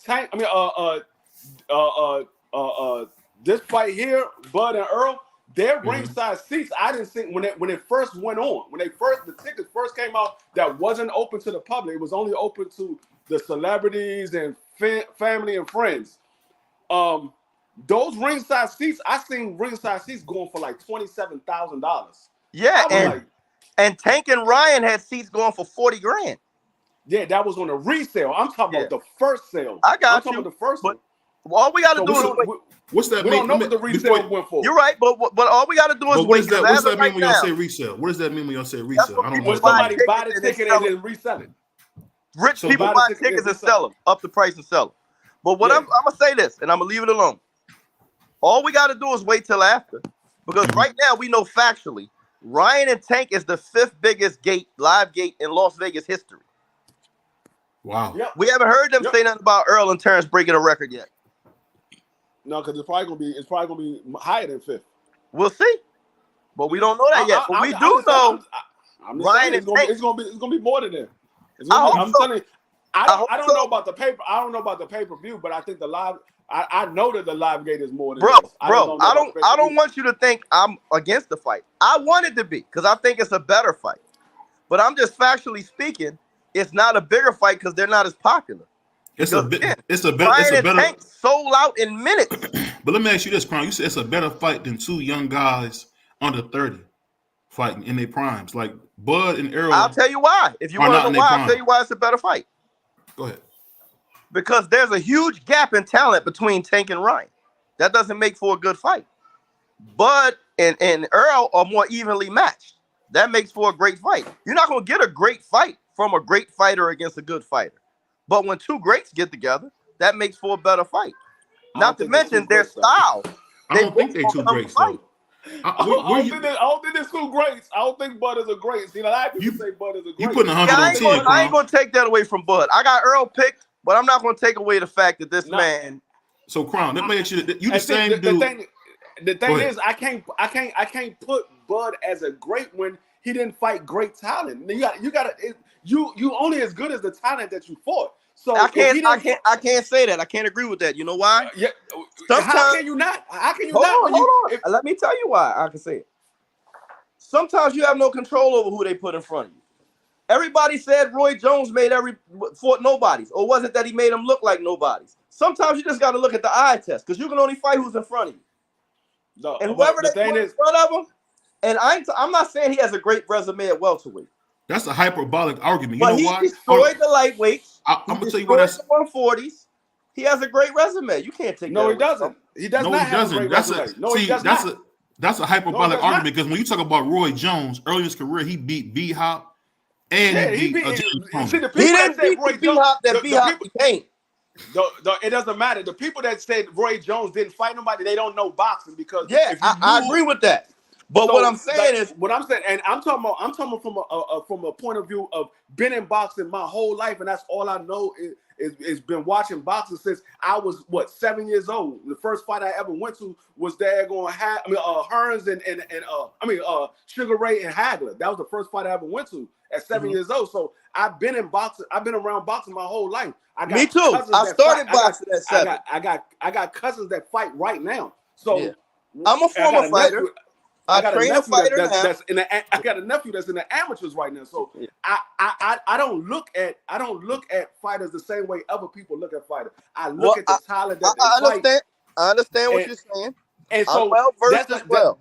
But what I'm saying I run a boxing gym right now with amateurs and pros. But what I'm saying is, when you got I actively fought from 7 until 31. Hey, hold on. We don't need all y'all accolades, man. Y'all calm down. We don't need all these goddamn accolades. Let me finish what I'm saying. Hey, shout out to everybody, man. Shout out to D Free. Shout out to BVO, man. Shout out to my brother Crown, man. Hey, real quick, I just want to let y'all know BVO must stand for Best Vato Out right now. That's what they got to stand for. They got to stand for. Hey, Canelo cousin, Ryan Garcia uncle. So I mean, it is what it is. Go ahead. I apologize. You on Ryan too? Yeah, I apologize. Y'all go ahead. I apologize. What I was saying is when you got somebody that's a better talent, and he even said it. I've never been in a 50-50 fight my whole career. He's never been an underdog in his whole career because he's gifted. He's gifted. Listen what I'm saying. He's never been in a 50-50 fight. This is his first quote-unquote 50-50 fight. I don't think it's 50-50, but quote-unquote, this is his first 50-50 fight. Me, personally, this is his first fight that he's been in that he's the underdog. And so when you haven't been in a fight to test your abilities, you can't say that you're great if you've never been tested. Now, sometimes you're just that good. No. You. When was Earl the underdog? Who? When was Earl the underdog? When I'm an Earl fan. Brook, he was the underdog. He should have been. He was. He was. Kell Brook was the number one fighter in welterweight. What are you talking about? Yeah, he should have been. Kell Brook was coming off getting his eye socket broke by Triple G. Up until that point, Errol Spence was a contender. He was fighting the best. He was fighting the best welterweight in the world. I had him. He was the underdog. I had him picked to stop Brook, and he did. Okay, you had him picked to stop Brook, but when I'm used to asking a question, that's when I'm telling you he was the underdog. Yeah. Bud Crawford has never been the underdog. Even right now, he's not the underdog, but he's really the underdog. He's not the underdog. What's going on, yo? Well, and here's the thing. I'm gonna tell you too. There's a variable there too. You got to consider. one of the reasons he's never been an underdog because he was with Bob Burnham his whole career. Hey man, hey, top rank got the best matchmakers out there. They gonna put you in the ring where you can win. My point. That's the point. Thank you. So we don't know how good he is. So he might not be as good as y'all think he is. If Earl go out here, if Earl go out here and walk right through him, y'all gonna say he's still great, or y'all gonna say he's not as good as we thought he was? No. I think Earl beats him because I think Earl's bigger and stronger. I didn't say Earl beat him. I said Earl walked through him. But is y'all gonna say is he great, or y'all gonna say he wasn't as good as we thought he was? No, I'm gonna give Bud credit. I'm gonna give Bud credit regardless. All right, I'm gonna share some inside information I got. Right? Oh Lord, we got an insider. Not like that, but just some little information I got. I was in camp with a kid named Khalil Cole. He's an up and coming light heavyweight, right? Light heavyweight. He sparred both Earl and Bud. So naturally, I'm asking him. I'm in camp with Anthony Young at the time, and he's training for his last fight, like this Russian dude he just knocked out. So I said, all right, Lil, so who's the bigger puncher? Earl or Bud? He said, I ain't gonna lie, man. He said, Earl can punch, but Bud's power is different. And I've heard several world-class fighters say that sparred have been around him. Like, we know what we see as the public, but in boxing circles, they respect Earl's fight. Another guy, Dynamite, Carl Dargan, in camp with Bud in the amateurs, talks about how tough Bud is. Like a lot of really respected fighters I know speak to how tough this dude is. So I can go by just not what I see on TV or when he fights. I actually know fighters that been in there with him and speak to that I respect, that speak to his skill level, his strength, his power. And I just think he's a special. I don't got him picked to beat Earl. I don't think he beats Earl. I think Earl stylistically is a bad fight for him. I think he's too strong for him. But Terrence Crawford is a special fighter. Hey, you know what's funny though? It's funny when you say that because I look at Bud when he going and he's sparring people like Shakur. You know what I'm saying? Some of the smaller fighters. You know what I mean? Hell, he can do that. Well, those fighters they couldn't spar Earl, and the reason being is because they'll get in there and he'll break their ass too fucking fast. Well, you gotta remember, it wouldn't be no sparring. No. I'm picking EJ too. Man, Crawford ain't no. He fighting at 47. He was 146.6 or whatever. Earl was 147. He moved up to 47. I understand. I understand all of that. I got you. I ain't disagreeing with you. We agreeing. Yeah.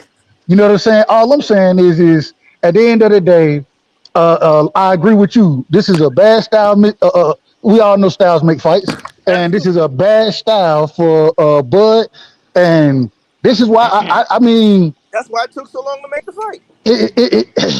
And I really truly believe that Bud didn't think that he was gonna get what he. And I don't even think he wanted some of this shit. I think he just did it to kind of prevent the fight. And then EJ was like, "No, what? You got it. I agree with that. I think Earl called the bluff. I agree. Yeah, he called the motherfucking bluff. And now, I think, I was listening to somebody that was talking about EJ sparring. It was like, shit, we just go ahead and put real protectors on for all the people he's sparring just in case, because we know what might happen in the damn sparring matches. That's what I mean. If you got to wear a real protector, the spar motherfucker.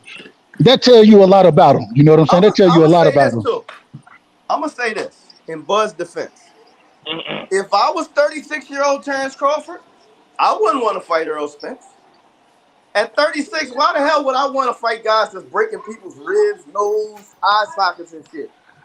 Every fight.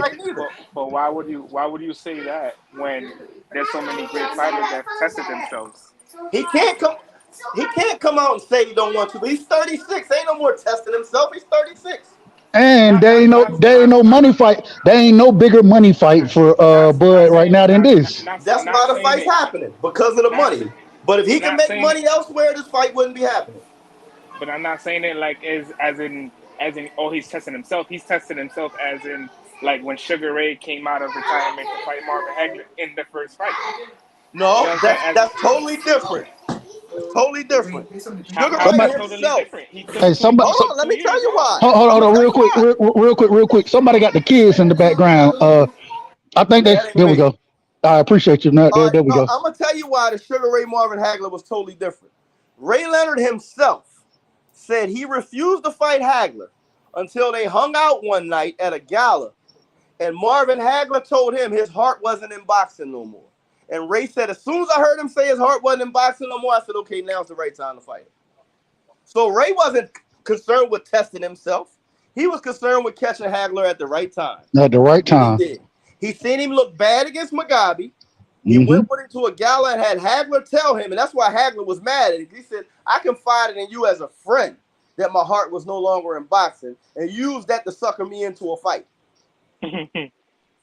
And No, you Leonard had was it. not daring to be great when he fought Hagler. He was waiting for Hagler to be softened up to fight him. Salute to the Queen QQ. I'm gonna say this though. Quee, man. Quee. Chill, Sorry, man. You my got bad. to My shout out to bad. the sis, man. Shout out to my sister, man. My bad. He said Hey, but QQ. my bad. I didn't know. Hey, but I'll say this, man. When we talking about Terrence Crawford and we talking about Earl, I think the big thing we got to remember, man, is that Terrence Crawford has repeatedly said, when we gonna get this fight? Never. I don't want it. I don't need this fight. I'm a Hall of Famer already.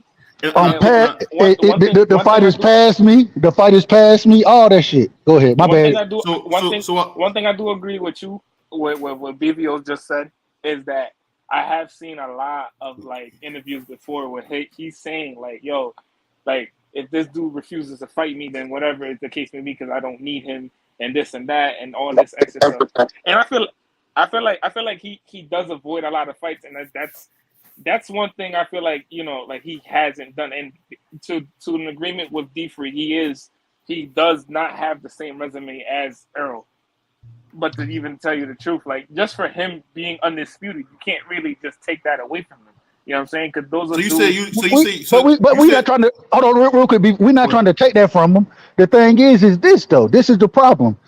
And going back to 2018, one of the things that me as a boxing fan that I want to see when he was a free agent, I want to see him go over there, especially when he said he wanted these big fights, go sign with the PBC and make these big fights. That ain't what he did. What did he do? Agree. He re-signed with Top Rank, and when he re-signed, and I believe it was Crown who said it earlier, the man ain't never been a great businessman. He re-signed with Top Rank. He's not a good businessman. He re-signed with Top Rank because he was trying to hold the same shit he was trying to do in this fight did not make the fight happen, was to outprice himself. And then what EJ did, once again, called his bluff. And so when after your bluff done been called so many times, you ain't got no way out of the fight. So he had to make the fight happen. He ain't had no choice. One of my biggest issues with Bud is this. I had my flight, I was setting my hotel up for November. I believe it was November 19th. I was setting my shit up. I wanted to be at the fight, and then the motherfucker pulled his bullshit and go fight David Avocado, whatever the brother name is. He go fight that man for 10 million guaranteed, which I don't even know if he got that. I was gonna say we don't even know he got that. And he got $2 million. He got that from your boy BBO. He made $2 million in that fight. But it's ridiculous. No, he didn't. They came out. He only made 4.5 in that fight. Which is still ridiculous, and he should have never even been trying. He shouldn't even been pursuing that damn fight. If you wanted to tune up, tell us you want to tune up, and then it's okay. But that ain't what you told us. You told us you wanted to smoke, and then when the offer is on the table, you slide out the back door, take a fight with Avocado, pull this man out of a fight. This man was already scheduled to fight, and you pull him out of a fight because whether it's the money, regardless of what it is. And it goes back into the business of boxing. And unfortunately, man, it just seemed like Bud don't understand the business. Even when Bomac told him not to take the Pacquiao fight. Why the hell would you take the Pacquiao fight? That was going to be your biggest payday. But you pull out the... Go ahead. If I can, I think I understand his thought process on the business. I'm not saying I agree with it. Mm-hmm. But with Bob Arum and Top Rank, right? He knew he was top dog. Mm-hmm. And Bob was actually losing money to pay him what he wanted to pay him because he was his top fighter. He knew the moment he went to PBC when his contract expired that first time, they still had Floyd. They had Earl. They had Sean Porter that was making more money than him at that time. They had the Charlos. Keith He was going Thurman? to be a small fish in a big pond with PBC. With Top Rank, he was going to be their priority. He So was the although big I fish still in the didn't agree small with his pond. decision, Can I I ask you a understand question? the logic because when it comes to star power, he would have got lost in the sauce at the PBC. But keep But this in mind. if he felt like he was gonna win those fights, how you gonna get lost in the sauce if you go beat these folks? You're not gonna get lost in the sauce if you feel. Hold on, real quick, real quick. Hold on.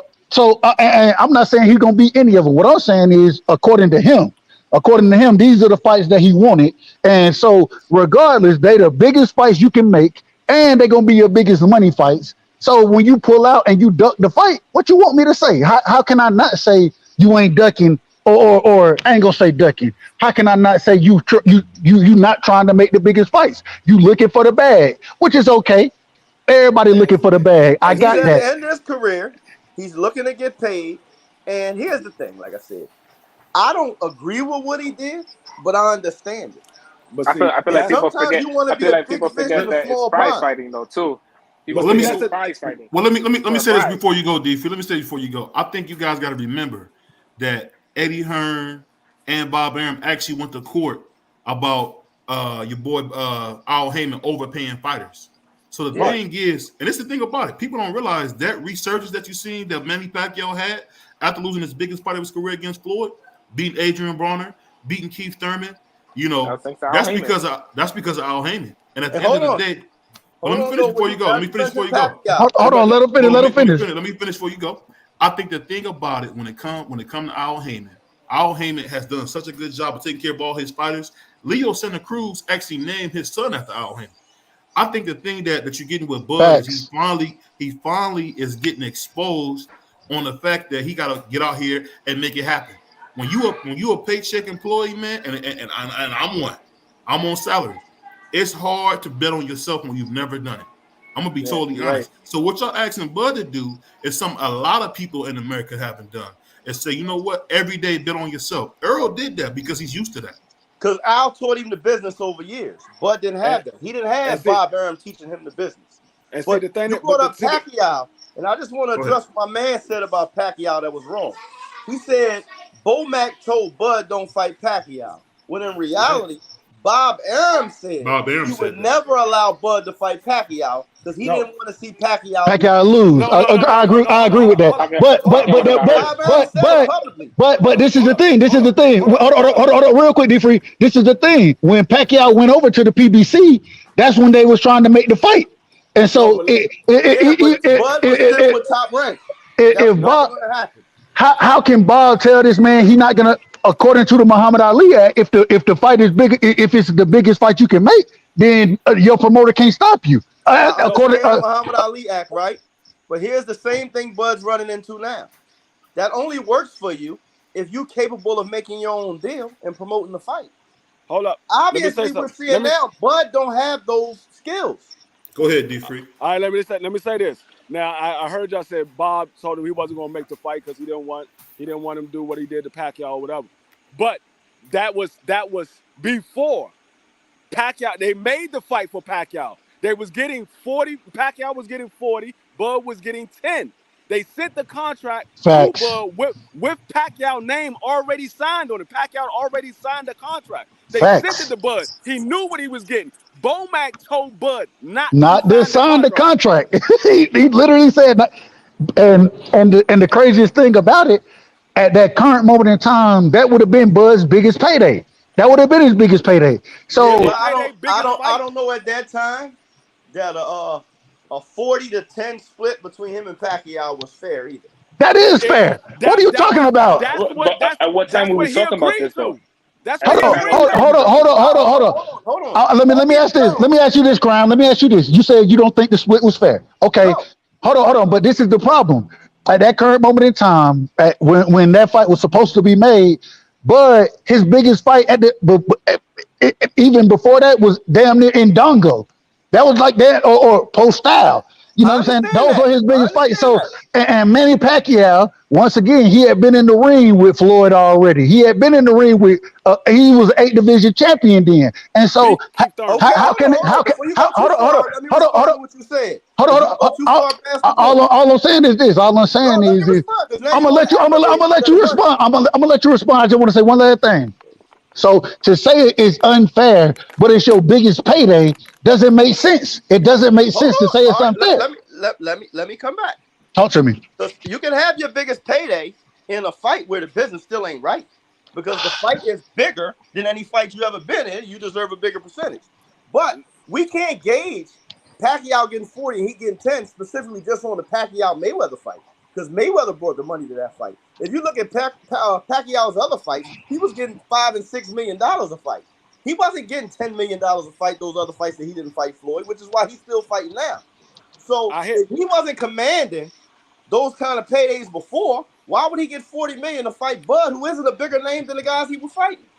No, he wasn't. No, he wasn't because you got to remember Manny Pacquiao had just got finished beating Keith Thurman for Keith Thurman's belt, and he got 6 million.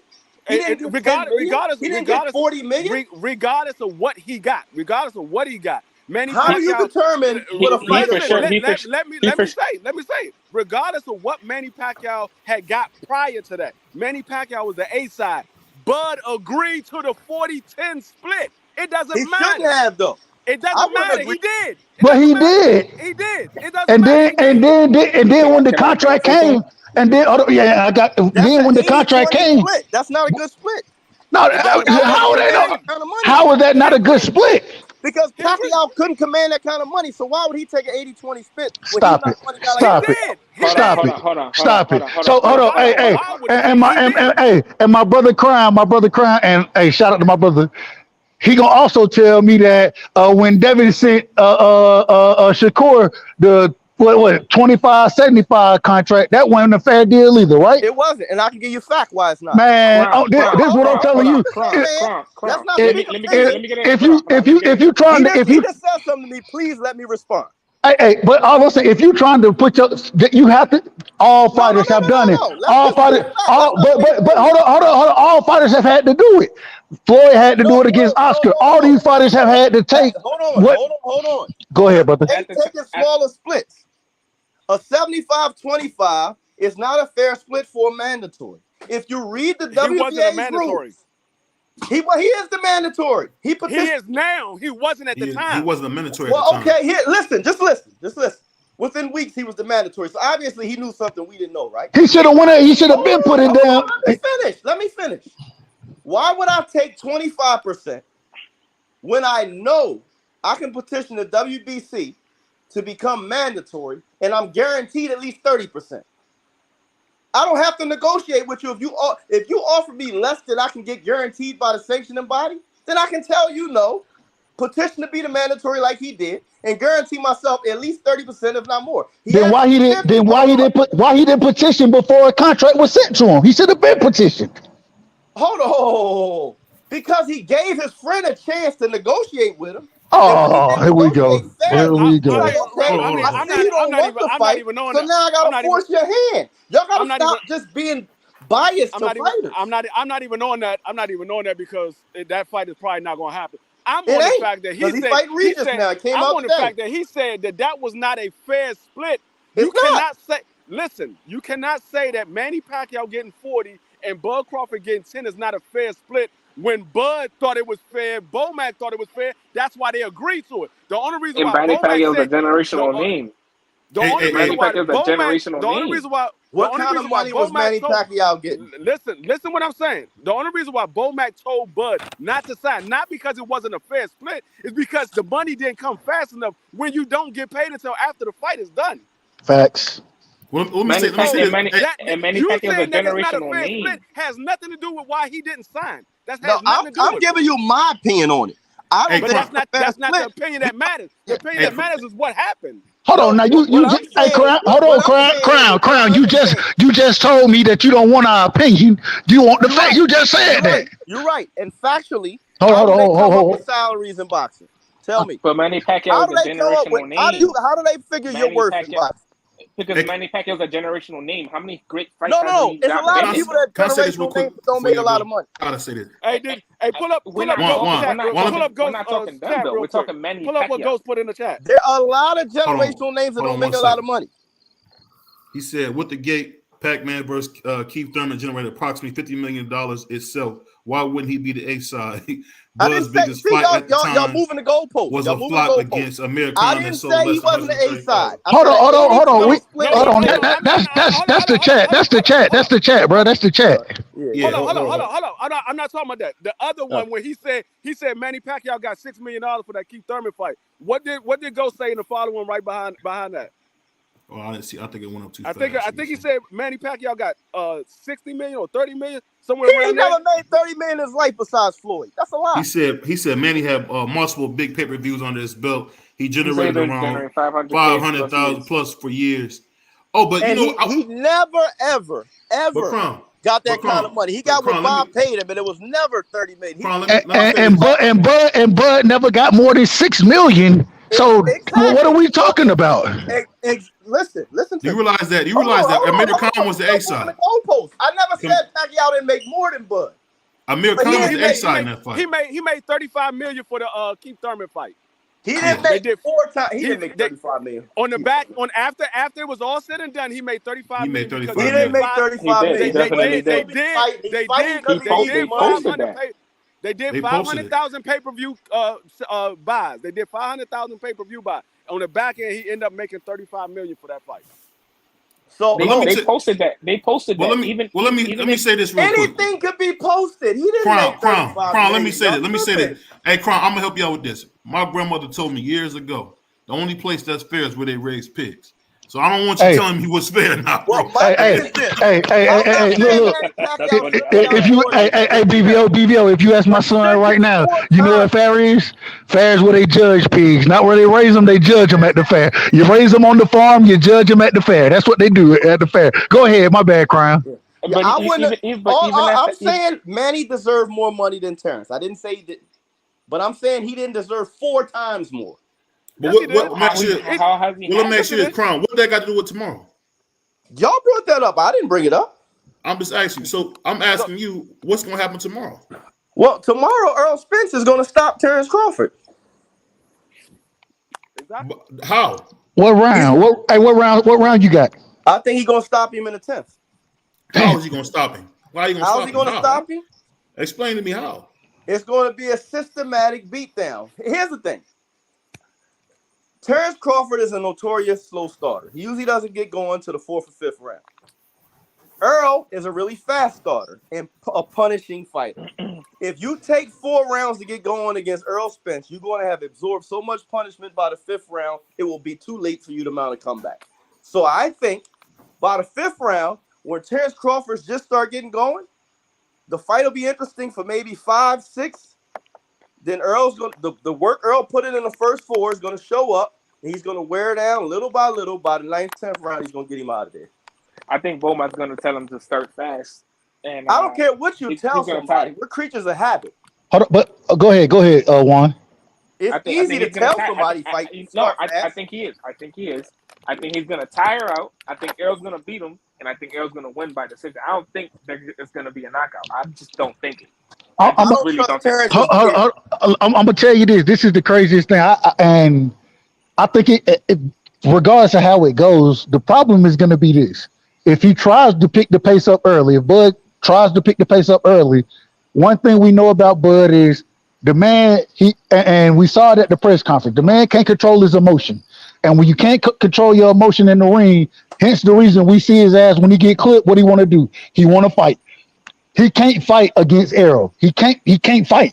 That ain't the fight that for him to win, he shouldn't be in a firefight with EJ. And the thing is if you try to start early, he's gonna get clipped earlier. That means he's gonna start fighting earlier, and it's still gonna be bad for him. So I ain't gonna hold you, bro. I agree. I think I don't know about the 10th round. I don't even know about a stoppage, possibly a decision. I ain't never seen Bud just knock the fuck out. So it's hard for me to say. Hold on. Get hurt though. We done seen EJ get hurt. You know Not what by I'm little saying? guys. Not by little guys. I agree with Not that. by I agree little with that. guys. I agree with that. All I'm saying is regardless of Bud's strategy, I think either way it's bad for him because if he fight early, then he in the wrong fight. If he try to box, you know what I'm saying, download information, he's still gonna be in the wrong fight because too many punches gonna be coming his way. You're And right, so but his what best bet is what early. what I'm looking for for Bud to win. This is my only question in this entire fight. Can Bud hurt EJ? Exactly. He gonna catch EJ with some hot shit, bro. He gonna catch him in between punches because that's the skill set of Bud. That's what he does. He gonna catch EJ. My thing is if he don't hurt him when he catch him in between them shots and able to finish him, then he gonna get beat the fuck up. He gonna If I he, get feel beat like the I feel fuck like up. I, if he I feel don't like get him I feel within like the only 6, he's way in trouble. he wins. I feel like the only way he wins is if he lets that ego go, and I just don't see that ego going anywhere. It's just that heart in him that just doesn't let him not stop doing that. You know what I'm saying? Because I he's watched, not Ego gonna or knock out. not, I don't He's think not he gonna. wins He's, because I he's just not don't gonna think knock. he's durable enough. I but I don't think watched, he's gonna knock out EJ. He's not gonna knock out EJ. Let's just He's I not I put I that to durable bed. enough. Put that to bed I, now. I, I watched Bud Crawford sit up there at a press conference, get in front of everybody and tell everybody, well, y'all, man, y'all show people how this thing need to go. You know what I'm saying? Calling himself the mediator at first, and then in the same press conference, I watched him argue with a nigga in the in the crowd, act a motherfucking fool, and not be able to control himself. That's Because the he can't problem. control his emotions, He can't control them. and this is where I say if the only way he can win this fight is if he can control those emotions and that ego. If he can't do that, then he ain't winning. That's as simple as that. That's as simple as that. I don't think there's gonna be a crazy stoppage. It's not gonna be a stoppage. It's just gonna be an ass whooping. That's really it's all gonna be. Pause. It's gonna be an ass whooping. That's gonna be a real ass whooping. A That's all it's beatdown. gonna be. It's gonna be Yeah. a beat. I don't And think Terrence takes that punishment for 12 rounds. I don't the see other thing, And it's man. not going to be for talk because I think he's going to win the early rounds. He's going to win the early rounds. That's that. We're not going to say that he's not. He is. But You think Bud gonna win the early rounds? yeah, I think the first three are going to EJ, and then from 3 to like maybe like 7, chance is going to start like turning up, and then EJ's body attack from that early rounds are Hold going to up. start working out. No, Let me you're let you not. in You're on a not. little You're not. You're secret. not. You're not beating EJ no 4 straight rounds. I don't care who you are. You're not. No, You're from not. no You're not. no You he said from 3. Hey, You said from let me let 3 him in from on a three little to to secret. 7. seven. From three Yeah, to you're seven. not beating EJ no 3 straight. No, No 4 straight rounds. Period. You're not. But You're not. before he starts getting his first 3 rounds, you got The, to th- remember the, the thing EJ starts is. faster. The thing is, EJ is going to beat him up. He's going to beat him up to the body. He's going to beat him up on the shoulders, his arms, his hip. When you getting hit like that, your body tends to stay still. You don't want to move. All you want to do is protect your body. You don't want to move. he makes So people when stay you're still. when you're there for a target to be hit, that's why EJ puts out more punches. See, a lot of people say he gets stronger. It's not that he gets stronger. His opponent become less mobilized, so he Yep. can hit you more. He hits you more because you're not moving. All you're doing is just protecting yourself. So you're not with the punches that EJ put out. He put out 70 punches per round. You're not beating EJ no 4 consecutive round. You're not beating EJ But consecutive round. Period. Putting out 70 And punches even because but Bud but don't but put D out that free. many punches. But D free. This is the even other the thing rounds though. he's winning, he's gonna take punishment. But this is the other thing. Since Bud and especially in this fight, I heard Crown talk about how Bud looked during the weigh-ins. I didn't think Bud looked well. I thought he looked great at the overall weigh-in, but even before that, No, you that can was a see how. ceremonial word. He had But rehydrated by right, exactly. My thing is that at the end of the day, uh, since Bud has been at 47, he not he don't use the lateral movement that he used when he was at 40 and 35. Because He he's probably walking he's around. He probably 36. walks around at 160. He's exact probably and that's walking the around at 160. and that's the he probably walk around bigger than 160. He probably walk around 175. Hell, He's not. and so He, and he's so not that. He's not that big though. Pause. but He's not that but big. The but the first thing thing that is, goes on a fighter is his legs. That's the first thing and a but fighter loses is his legs. And so in this fight, since we've seen Bud, especially the reason he became a knockout artist at 47 is because he had to sit on this shit. Why did he have to sit on this shit? Because he wasn't moving no more. He ended up sitting down. Exactly. And so for when people tell me, well, he a slick fighter, he gonna use no, he's not. He's gonna end up in a fucking firefight. Hey, He's gonna end up in a Hey, firefight and get beat the fuck up. Go ahead. Hey, Doug, you my brother, man. Even Please around clean up the his language. head, Hold on. Doug, hold on. My bad. My bad. I got you. I got sit you. on it, man. Please say pause, man. Please. Man, bro. Hey, real quick, bro. I'm 35 years old, bro. It ain't no pause in my game. If you want to take it that route, that's in your mind. That ain't got nothing to do with me. That ain't got nothing to do with me. So damn all that pause shit. Hey, I know when I'm speaking, I ain't speaking on nothing in that arena or atmosphere. That's on you. That's on you, bro. That's on you.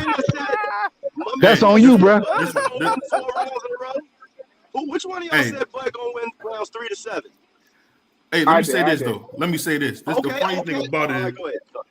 No, I'm saying the funny thing about this fight. I like how Doug would say I'm 35, like he like 100 years old. Hey, I'm actually 33 tomorrow, Dub. I'm right behind you, man. Hey, happy birthday. Happy birthday. Yeah, but I'll tell you this, man. I think the thing that we missing here is this. This is a cash out. Bud is cashing out, man. Yeah, I agree with that. I really want to respond to my man with the 3-7. Because go ahead. You said Bud is going to win rounds 3-7. So just because he's going to win a round, which I don't think he's going to do that, first of all. But even if he did, just because you win a round means you don't take punishment in those rounds? Even the rounds that Errol loses, he punishes opponents. I didn't say he wasn't. I didn't say he wasn't. You said the first two rounds are Earl, and then Terrence is going to do his thing, and then Earl ain't going to get back to him till later. Earl's going to be constantly punching on this man the whole fight, even when Terrence is having his moments. He's going to be getting hit back. He's not a durable guy. It's boxing. It's not ballet. It's boxing. Of course, no. It's not just it's boxing. There's a difference when Errol Spence is in the ring because Errol Spence punishes people. It's a little different. You don't see guys like Ugas leaving the ring against other guys with broken ribs, nose, jaw, and eye socket all in the same fight. That's different, bro. Hey man, look, I don't remember who said it, but they said that EJ, man, he done figured out one thing in boxing that a lot of people haven't figured out. A lot of motherfuckers don't want to fight. And what EJ gonna make you do, he gonna make you fight. And especially with Bud, the thing is hell, we done seen him multiple times. When he get hit, what he want to do? He want to fight. And that's what that shit gonna. Hey, that shit gonna happen. Yeah, I agree. If Gamboa can rock you, I know EJ can. If Green Machine can rock you, I know EJ can. So, hey. Green Machine dropped him. Green Machine dropped it. Hey, it didn't get counted. They called it a slip, so I ain't gonna hold it against him. Shoot, you asked me. He was losing to Kell Brook before he knocked Kell Brook out. He was losing to Sean Porter before Sean Porter's dad stopped him. Yep, that's one thing. That is one thing for sure. Who's that? But fellas, I appreciate the platform. I'm gonna go ahead and make me a couple $2 before I take it down tonight. I like chopping it up with y'all. I'll be on the stream with y'all tomorrow. When y'all ain't doing nothing, stop by Crown Jewel Box and TV. Hey, Crown. Hey, Dub, you calling the fight tomorrow? Hold on. Hey, Dub, you calling the fight tomorrow? Yeah, I'll be there to call it. Real quick though. Hey, Crown. Hey, man, I gotta catch some smoke with you, bro. I gotta catch some smoke with you. You are damn a residential Devin hater, and me being a Devin fan, I got smoke with you, Crown. I got smoke with you, Crown. He said, What the fuck you say? He said my favorite fighter is Devin Haney, low key. Wake up, nigga, we gotta get this money. But I don't like the way him and his father Also, move. Like, if Devin's father would shut up, he'd be all right. I agree with that. And real quick, I will say this: I ain't got no smoke with you because at this current moment in time, I got smoke with Devin and Bill.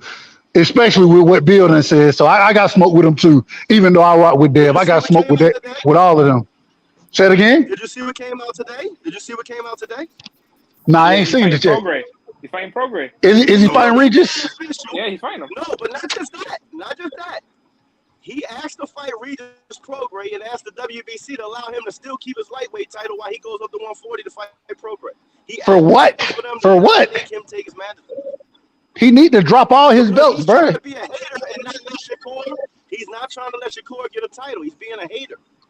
You can't say that name He knows around he can't BVO make because he don't like Shakur either. No. Shakur is one of my favorite fighters. What I'm saying I is love. this. I'm a fan of Shakur. I'm a But Shakur fan. but see, the thing I've been telling Dub and I've been telling everybody I like Devin Haney. Bill Haney's a pimp, and he's from Oakland, and them slick And talking he's Oakland pimping his niggas son. always do that, man. At the end of the day, man, that's what they do, man. That's what they do. Explain it. Hold on. Now, explain that to me again one more time. I'm sorry. I say he's a pimp. He's an Oakland pimp, man. I mean, he's like y'all. I don't know if y'all remember Sugar Free. Y'all might be too young for Sugar Free, but he like a Sugar Free I'm type too guy. young for Sugar He Free. sound good. Pimps say things that make you feel is believable. Bill Haney came out and said Devin Haney is going to knock Gervonta Davis out, and Devin Haney ain't scored a knockout in 5 years. That ain't pimp shit. That's stupidity. Hey man. Hey, and my thing is, Bill. Look. Bill sat there. And what Bill told us? He said we locking the door with all these bad motor scooters. That's what Bill said. I didn't say this. This is what Bill said. And now all of a sudden y'all And that's moving what up. they doing. Nah, stop it, man. Stop it. Don't give me. You can't have it both ways. You can't have it both ways. Remember that Petitioning the kids that for flight from titles while you Denzel? move up. Y'all remember that Denzel movie when he was on flight when he was talking about I'm drunk right now? That's him. That's Bill Haney right now talking Yeah, about man. No. And then the other thing, the other problem is that Bill, since all this done started going down, Bill done stopped pulling up like he used to pull up. Hey, Bill used to pull up all the time, didn't he? And now Bill don't pull up. And, man, stop it, man. Stop Hey, it. Stop it. Am I wrong? Did I see that Bullitt's about to fight Calvin Ford? Yeah, Did y'all see that? they fighting. They fighting. Is that real? Is that That's a real? real fight? Yeah, they doing an exhibition. They doing an Oh exhibition. Lord. They fight on the college campus. Why the fuck would they do that? These old motherfuckers, somebody gonna get hurt. Hey, What's look. going on, G5? Somebody about that. Ain't Bullet young? Bullet's like in his mid 30s, ain't he? Well, Calvin Ford in his damn 50s, and he about to pull a damn. They both fought before. I don't give a damn if they fought or not. Somebody about to pull a goddamn ACL, tear ACL, pull a back muscle. Somebody finna be hurting this fight. Like Mike and Roy did. They get a bag like Mike and Roy did. I guess. Hey, you know the funny thing about it, man. I can't believe that we get on all this talking about this fight. This is a straight hype job, man. Errol gonna kill this dude, man. Like I don't know what we even talking about. Man. Earl about to kill this dude. Real quick question. Terrence looks scared. He do look scared. Real quick question, I right? won't say scared. He look nervous. He looked terrified. Man. Real quick question, right? We all know what happened yesterday with Frank and Keyshawn, right? Let's say if they do fight, right? How do you guys see that fight going? I don't know, because Frank just looked really bad in his last fight. He did look really bad, but there's not a lot of dudes that can look. That's okay though. That type of style. I mean, that's okay. A lot of dudes not gonna look good against that type of style. Though. But matchups. Frank has got to find an identity. He's trying to fight like Earl, and he don't have Earl's attributes. He needs to go back to what he does. I don't think he's trying to fight like Earl. I think it comes more down to Derrick James. That last fight he tried to fight like Earl. I disagree with that. That man, he uses his footwork. He uses angles. He don't fight like Earl. Now all what I will say is all of Derrick James' fighters does have that characteristic where they go to the body. That's all his fighters. But he don't fight like Earl. And they push forward behind a plotting jab. Frank Martin never did that before his last fight. He tried it this fight, and this guy was beating him to the punch all night long until he got tired. I mean, what I said when I did the fight after the fight was over, I did a post-fight reaction.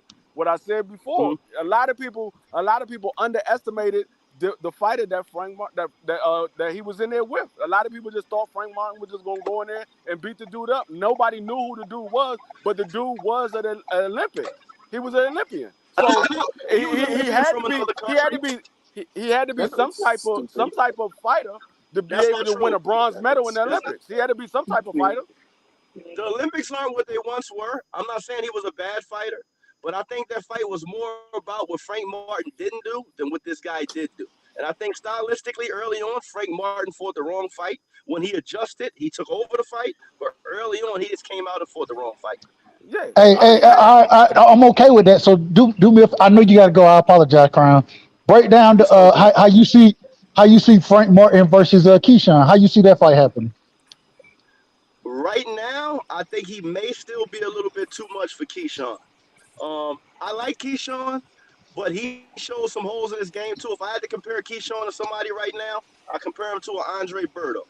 Very talented, not much of a thinker, getting by on talent alone and strength and trying to just overwhelm guys.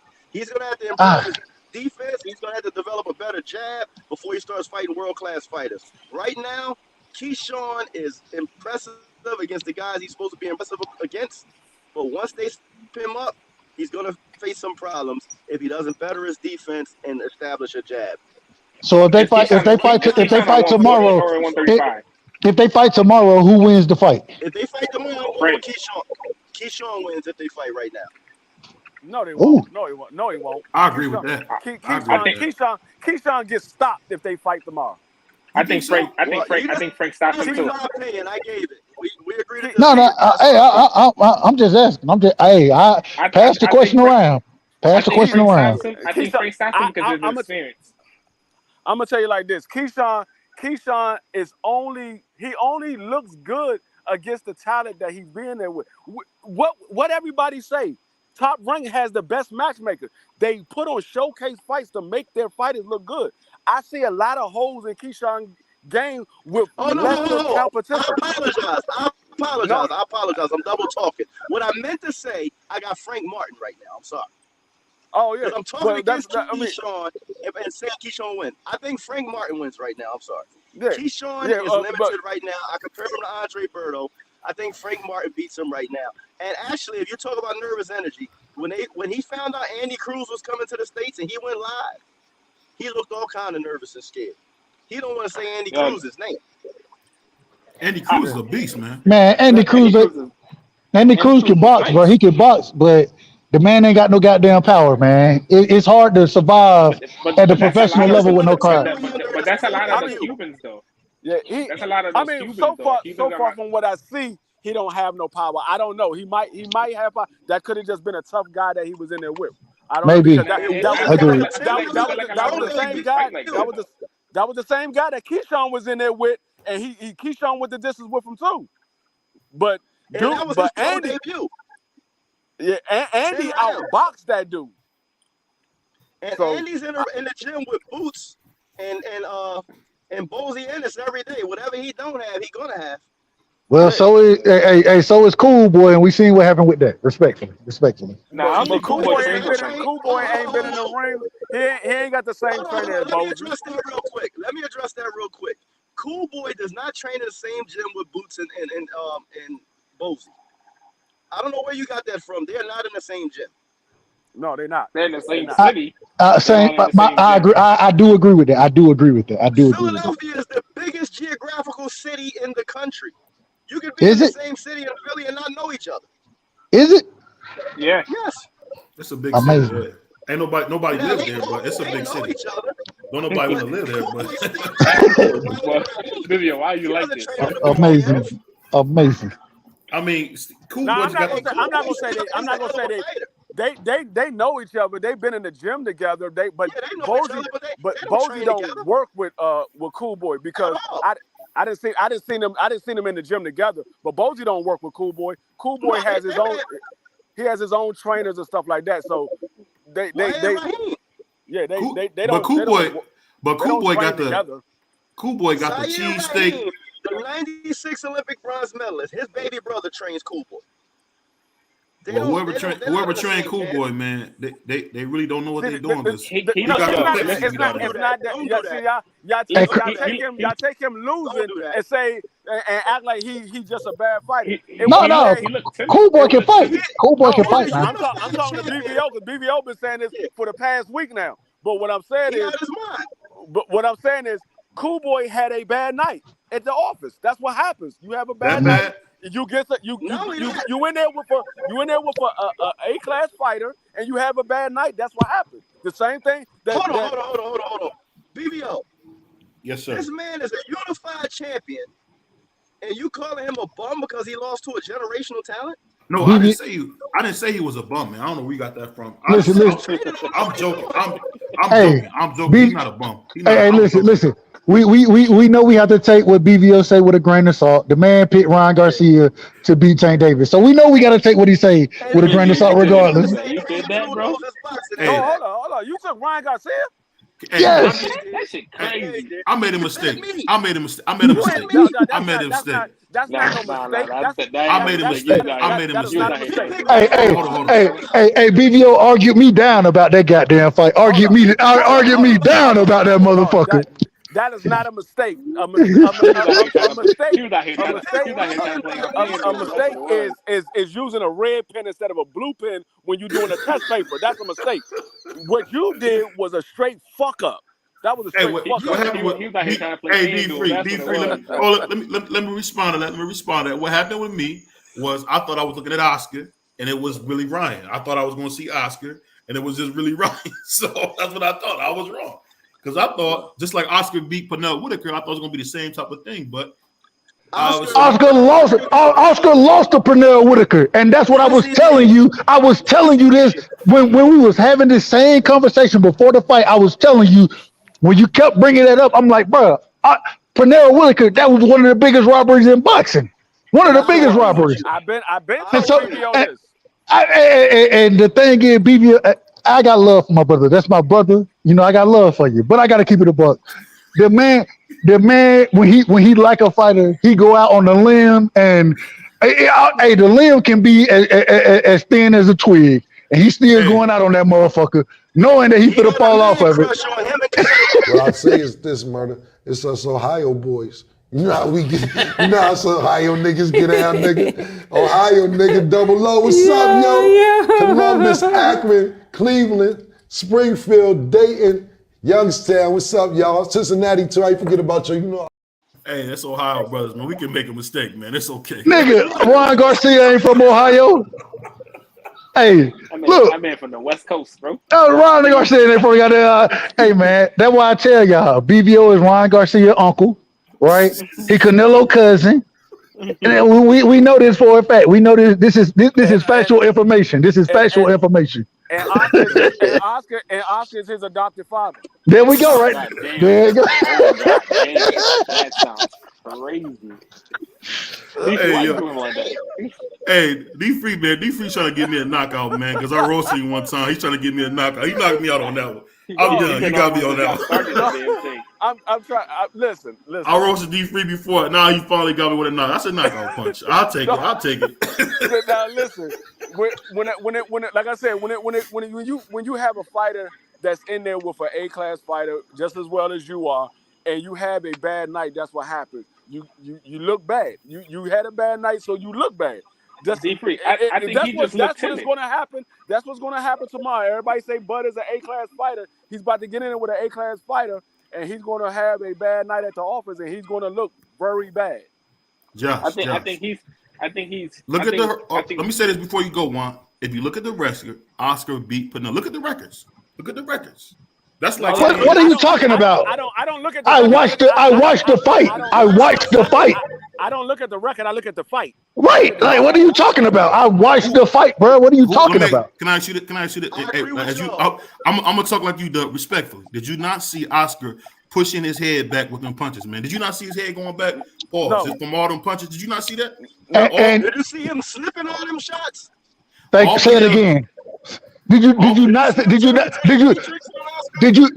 see the defensive wizardry of Pernell Whitaker in that fight? Did you not see that? I've seen some of that. He got amazing. Doing the Mexican matador on Oscar. Hey, hold on. I got one thing I want to tell y'all, man. If Oscar had waves in the beard, y'all would love him, man. Oh, here we go. See, and now, now y'all know what he just called us racist. Now he just called us racist. That's what he did. No, I ain't call y'all racist, man. I'm just saying that he had waves in the beard. Bro, I'm Spanish and I knew he lost, bro. Come on. Now. Hey, Juan, take them fishnets off. I'm Spanish. Hey, the fishnets and the heels. Take both of them off, brother. Respect yourself. Respect yourself, brother. Can I ask y'all this? His name is Julio Sanchez, just in case you didn't. Hey, can I ask you a question? Did they not fire my man Parnell with the kazoo in the house with the lady? Was that not true or not? So I don't know what you're talking about. We don't talk about him with the kazoo. He was blowing that kazoo like he was Miles Davis, man. So I don't know what you're talking about. They thought he was Miles Davis when he was blowing that kazoo. Hey, listen, I ain't about to disrespect. He was smoking crack, man. He was smoking crack, man. Man, God be pleased with him, man. Here we go. Crack, man. Hold on, and now we got to, hold on, and now we got to, now we got to take personal shots at Pernell because we all think that Pernell beat, except for BBO, we all think that Pernell beat Oscar. Now we got to take personal shots. This is what it comes down to. It's incredible. It's incredible. It's fuck Howard and fuck all of them. We're talking about his stepfather, so I expected that. That's crazy. There we go. Hold on. Hey, D3, that's crazy. As my co-host, you shouldn't be saying it, but I'm gonna ask you this: Who was the better A side? Was it Floyd or was it Oscar? Who fought everybody? Oscar. Oh, Floyd, he fought everybody. Floyd was the better A side. How? No, Oscar. He brought in more money. That's how he brought more money, but Oscar. How many losses Oscar got? Oscar didn't duck nobody though. How many losses that's Oscar one thing got? I can give Oscar. Hold on, real quick. Oscar did, and when I'm not talking about losses, none of that. When he say who the better A side in this situation, I gotta say Oscar, and the reason I say it is because Oscar didn't duck no smoke, bro. He fought everybody. You know what I'm saying? And I can't say that. Man, Floyd didn't fight Winky. That's really he didn't duck Winky. Winky was a middleweight. Why would he fight Winky? Man, stop it, man. Stop it. I think stop it. I think Winky said he would have came down. Winky wasn't in his weight class. Winky was a middleweight. Winky was a 5'11" middleweight. Why would Floyd fight him? Floyd fought at 154 a couple times. One time. He fought there twice. Hey, what he fought Canelo at? What he fought Canelo at? A catchweight. All right, then why he didn't fight Winky at the same catchweight? Because Winky was fighting at 160 at that point. Oh no, hell no. You talking about a middleweight against Bernard. I think the only times that he didn't do a catchweight was when he fought Oscar and when he fought Cotto. Because when he fought Cotto, they fought at 54. That's not true. 90% of his career there was no catchweight. Do you actually even before you speak? What the fuck you say? He did it. Disrespect the brother. Don't disrespect the brother. Now don't. What the fuck you say? Weight was in 2 fights. Are you crazy? No. I'm telling you, Floyd didn't duck nobody. What? He didn't duck nobody. Can I ask you a question? How did B-Hop become? Hold on. Let me say this. How did B-Hop become undisputed champion? Who did he fight to become undisputed champion? He won all 4 titles individually. Was that Oscar? No, was that Oscar he fought to become undisputed? Yes, I think so. Who? No, he fought Trinidad. He fought Trinidad to become undisputed. I was about to say, yeah, he did. I got a brain freeze. My fault. My bad. He got undisputed in the middleweight tournament. Oscar wasn't in it. My bad. And B-Hop would have fucked Oscar up too, though. But B-Hop would have fucked Oscar up too. He did. He did fuck Oscar. He knocked Oscar out. Stop trying to put all that fluff on Oscar's name. Oscar is not that damn good. Stop it. Oscar was a good fighter, but he wasn't. Oscar can fight. Fuck Howard and fuck all of them. But he wasn't that great. Look, Oscar can fight, but at the same time, BVO, man, you be putting sauce on these dudes undeservedly, man. You goddamn teriyaki. They get teriyaki, they get soy. Is it soy sauce, whatever you call it? They get the Worcestershire. They get it all from you, brother. Subscribers is what he doing. hey, Crown. Hey, Crown. my friend. What's going on, PGA? Crown. Hey, Crown. Fighters, my friend. Hey, Crown, look, hey, he said they loyal supporters, man. The black folks might not support me. That's what he said. Yeah, I didn't that's say what he it. said. I didn't say Because I didn't say that. he's trying to get all those Latino subscribers to come to his channel. I understand. I Hey, understand. D free, El D Guapo. free, D free, be free, Crown. Y'all both rock with me. Why y'all saying? Hey, and D free, that makes sense Hey, because I'm gonna that call you makes El sense. Guapo. You El Guapo from now on. El All Wapo, right. El Hey, Wapo. That's Hey, a fire I'm ass from. name. now, hey, Hey, you know hey, what's so what? crazy? Every time I jump on, watch Crown. Every time I jump on, get what I'm gonna say. What up, El Wapo? My brother El Wapo in the building. Hey, BBO gonna be like, man, y'all gotta stop this now. Y'all gotta Yo, stop this. hold on. My fault. I meant. Hold on. I meant the only time he did do a catch tweet was against Canelo because I don't think. All I can say is this, man. And this is a real live video of my man Crown this morning. Wake up, nigga. We gotta get this money. Oh, We gonna do, chill. man. Floyd was one of the most ducked lightweights ever. When he was He lightweight definitely and was. junior lightweight, he He was definitely ducked. was. I agree. Definitely I was. agree with that. I agree with that. But when he became money, you know what I'm saying. When he was pretty boy, I agree. He was ducked when he was pretty boy.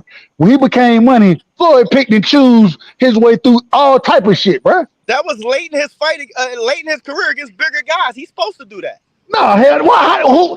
When did we start condoning picking and choosing? When Canelo do it, we on his head. Why we We wasn't on did. Floyd head? We allowed Ray Leonard to do it. We allowed Hey, Bernard to do it. We allowed just about every career after the party made their mark. I don't allow none of them niggas to do it. If they pick and Facts. choose, they wrong for it. But the whole Facts. thing is a lot of times Floyd was picking the guy. He would tell a guy, you beat him and then I'll fight you. Or he'll say, okay, get past that opponent, then we can fight. A lot of times those guys didn't get Yeah, past those opponents. and people forget. And people forget. He only fought for a while when he was only fighting like once a year. So it wasn't like he was fighting at his last couple years of fighting twice a year. Yeah, He he was was only only fighting fighting once a like year. once a year. Why would I fight more than once a year if I'm making $100 million a night? Make that make sense Facts. to me. Yeah, right. Facts. It's about legacy. It's about I agree with legacy. Yeah, It's his legacy. He legacy got was his already legacy submitted. already. His legacy But was people already He beat more submitted. world champions than anybody. The man people beat forget by the time 26 world champions. See, people it's forget not by the Agreed. time he I fought do. I Arnold, do he was agree with that. already a Hall of Famer. Hey, I'm gonna say this, man. Nobody's gonna say this, but when it's all said and done, man, they're gonna remember. They're gonna remember the missteps that Floyd had, just like everybody remembers the missteps that Sugar Ray Leonard had. I mean, Floyd should have fought. 26 world champions he beat. what misstep. 26. Man, What misstep. him not fighting Pull it Winky up in your Wright. resume. Him not fight. Listen, him not He fight wasn't Winky the Wright. same weight as Winky He Wright. didn't fight Winky Wright. He didn't fight Paul Williams. There's a couple Hold guys up, he didn't hold fight, up, man. stop. Go Paul ahead. Williams Quit. wasn't the same Pause weight class quit. as him. He You was a cannot lightweight when Paul Williams was out there. you cannot get on him for not It, fighting it, Paul Williams when yeah, that yeah. fight was never promoted. That fight It, was it, never They put in was front two of him. weight classes apart. And Paul They Williams was two even said weight that out of his classes own apart. mouth. yeah. No, All right, so I hold on, can't hold say on. Paul. I can't say Paul will. I can't. Dub. They I were can't two say weight Paul. classes apart. I Dub, can't say Paul. let me say this. I seen Floyd was calling Oscar when he was at 135. What are y'all talking about? What are we Oscar talking came about? up. Oscar came up from 130. Oscar was a little guy too. Y'all forget that. Floyd Yes, he started his was. career at 130. Oscar Yes, he started was. his career at 130. You Yes, he mixing was. stuff. Ain't Yep. Oscar like But a 5-time world champion, 5 but even division champion? Five divisions. Five divisions. Yes, but the Five thing division is, champion. hold on, but the thing is even when Floyd when he made that fight happen, Floyd made it happen, and the reason I say Floyd made it happen, Oscar picked everything. The nigga picked the ring size, the gloves. The nigga picked and got the lion's share, and got the lion's share. So But at the I time, you mean, gotta remember at the shit. time he was the A side. You gotta remember that at the I time he was understand. the No, A no, side. I'm not disagreeing with that. I'm not disagreeing with that. All I'm saying He's is that inside now, but he still gave Bud some shit. Oscar ain't give What Floyd nothing. and what it- Floyd what still took the fight. And what I it- what it- what believe, it- Yes, he did. hey, Crown, correct me if I'm wrong. I believe in that fight, Floyd ended up getting like 23% or some shit as yeah. far as the split went. It was So, like 27, I think. okay, 27. so what are we talking about? What are we talking about? No, see what it shows is Floyd was willing to let everybody know, yeah, I'm the B side, but when I whoop your ass, I'm the A side now. That's what it shows. You, Oh you wow, know, you know what it he's so is, blunt man. with it. Hey, you know, and D Free, you my brother, I love you, man. But you're saying the craziest stuff you can think of, bro. Because I'm telling you, if I put like this, it's just like I told you. If Tank fought the same people Tio fought, y'all be calling Tank a Hall of Famer, bro. No, we it's won't. Just that simple. No, we it's won't. Just that simple, bro. No, we won't. Tank gonna be a Hall of Famer regardless. So right, Tank gonna be a Hall of Famer regardless. Because of what? Hall of Famer regardless. What makes him a Hall of Famer over Tio now? Over Tio? Isn't Tio a 2-time lineal champion? So what? Oh, that's nothing? That's nothing. D Free, can I ask you a question? D Free, let me ask you a couple of questions. Did we not all grow up reading Ring magazine? Yes or no? No, I didn't. You didn't? I ain't grow up reading Ring. I'm only 27. I didn't. I didn't. I did. I grew. I read the shit out of Ring magazine. I'm not even gonna lie. I did. I'm gonna tell you why I didn't. I'm 32, and I'm gonna tell you why 33, I didn't. and I can say that. The reason why I didn't is because I was in boxing. I followed boxing. I didn't have to look at Ring magazine to find out what was going on. I knew what was going on. I was in it. Right. I mean, but basically what I'm saying is when I was growing up, I would take because that back then Roy Jones was the guy. I would take Roy Jones out of there. I would take Winky Wright out of there, and I hang him on my wall. So what I'm saying is you can never discount the Ring magazine belt because that was a Bible to some of us. Man, you only saying that shit because Oscar owned that shit. Man, fuck Ring magazine. He said that's his folder. That shit. If Ring magazine was such a high and mighty motherfucking title to be held, and everybody that's the best should get it, Gary Russell should have been had that shit. He didn't have it at 126. He didn't have it at 126. He never had it. Never had it. But he did lose to Lomachenko, man. So what? He still had the belt for 6 years before he lost it to Masayo. I thought it was 7. No, it was 6. It was almost 7. He had one more month to go, and it would have been 7. It would have been 7 years. I'll tell you this. I didn't know that. I thought he was lineal champion though. Didn't you, Doug? I didn't know he won lineal champion at 126. So that's news to me. I thought he was lineal champion. No, but if that was the case, fucking Errol Spence would be lineal right now instead of having to fight Bud Crawford to become lineal. Well, they had it on the line against Manny Pacquiao, but he got his eye messed up or something. A detached retina. So nobody, it's still nobody's lineal, but he just beat the person that beat Manny Pacquiao. So if it was on the line against Manny Pacquiao, Ugas just beat Manny Pacquiao. I mean, Ugas should have been linear, and then Errol Spence just beat the shit out of Ugas. So that means Errol Spence should be linear. So I thought he was linear. So I'm gonna ask you this, Dub. So tomorrow you calling the fight for me and D Free? Yeah, you damn right. I'll be here to call the fight. All right, so this. Hey, look, hey, hold on, hey, real quick. I know D Free, he might not know, but hey, D Free, any pay-per-view fight. I done been over here. When it started? What fight it started? It started with the Plant Benavidez fight. No, it started with Plant Benavidez. That was the first one, and then I called the Ryan. So I called that fight over here. I called the Ryan fight, the Ryan Tank fight, and Devin Lomachenko fight. So absolutely, I will be here to call the fight. And once again, I always got to give credit where credit is due. My fight calling skills only come from KQKC. That's the best fight call in the game. And so I got to give respect and credit where credit is due. Respectfully, of course. Yep. Hey, I'm gonna say this. I'm gonna give everybody the final word. It's your boy BBO Boxing. It's your boy D Free. And you know what's funny, man? We got on here and we having a lot of fun, man. I gotta say that boy D Free is the funniest dude I've ever been on YouTube with, bro. Nah, D Free be bugging. I don't even know how old he is. Hey, yesterday he had me. Man, y'all crazy as hell. Man, D Free, that's my dog. And hey, D Free know what it is, man. D Free keep it a bean regardless. He keep it a bean. That's why I got love for him. I got love for my brother, man. I got love for him. And you know, I don't care. I'm right. And you know, I'm gonna make a clip. I'm gonna make a clip about that D Free where you said F Ring magazine, bro. I'm letting you know I'm making a clip. No, you can make a clip. You can do a video. I do a personal interview for you. Fuck Ring magazine. I think D Free needs his own TV show because that would be comedy. I ain't even gonna hold you. Hey, he got his own TV show right now. Hey, you know, hey, Dub, you know what your boy D Free said that was wild. I said we gonna be like Skip and Shannon. You know what D Free gonna say? Well, I'm Shannon, you Skip. Yeah, I'm saying it. You skip. You Nah, damn facts. skip. You always shit You on him. damn right. You damn. Hey, with the that's bars and accurate. Henny. Yeah, because he always shitting on the black fighters. Always No, talking no. about. Hey, my brother. Hey. We already know what it is, man. And once again, I got love for BBO. But damn it, BBO, I ain't gonna hold you. You gotta be Skip in this situation. You gotta be. You gotta be. You know what I'm saying?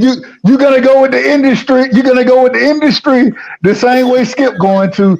And be free, he gonna be on your head about it the same way. Look, you seen they had the fires, man. They had the kick. Look, hey, Shannon said, I can't even be here no more. I can't even say what the fuck I'm gonna say no more, goddamn it, because they so mad at what I'm talking about. That's gonna be D Free soon. D Free gonna be like, goddamn, every time I start some shit, BBO trying to snatch my chain. He telling me about Ohio. He got Beetlejuice. He got Beetlejuice out this bitch from Howard Stern. Howard Stern Beetlejuice. Oh, he's snatching his chain. That's crazy. Dub, give me your chain, man. You talking about? Hey, Oh hey. man. I got it when he talking crazy. I got Fuck Fred, fuck Howard, and fuck all of them. What about Robin? She's hot, right? Robin? Yeah. Who cares about that bitch? Yeah. Hey, look. Hey, BVO talking, he talking like Beetlejuice, so look, he talking about Beetlejuice. He talking like Beetlejuice about me and my brother D Free and Juan, man. That's what he talking about. Hey, fuck all y'all. Damn what y'all talking about. Matter of fact, hey, look, y'all see what he just said. Before I get y'all last words, and then he want to go in on our ass first. Y'all seen it. Y'all seen how it happened. Y'all seen Fuck Fred, fuck Nah. Howard, and fuck all of them. What about Robin? She's hot, right? Robin? Yeah. Who cares about that bitch? Hey, I'm gonna let y'all finish. Go ahead, Dub. I'm gonna start with Dub Juan and then D Free. Get us out of here, bro. Who cares about that bitch? All right. Hey, man. Hey, shout out to my family, man. Got the before I ain't been able to rock like I want to, but y'all brothers, man, when y'all rocking, I get a chance to jump on. Y'all always show me love, and I really appreciate it. And I will definitely be here tomorrow. I'm calling the fight on BVO/D Free channel. I will be calling the fight, and the shit probably sound horrible.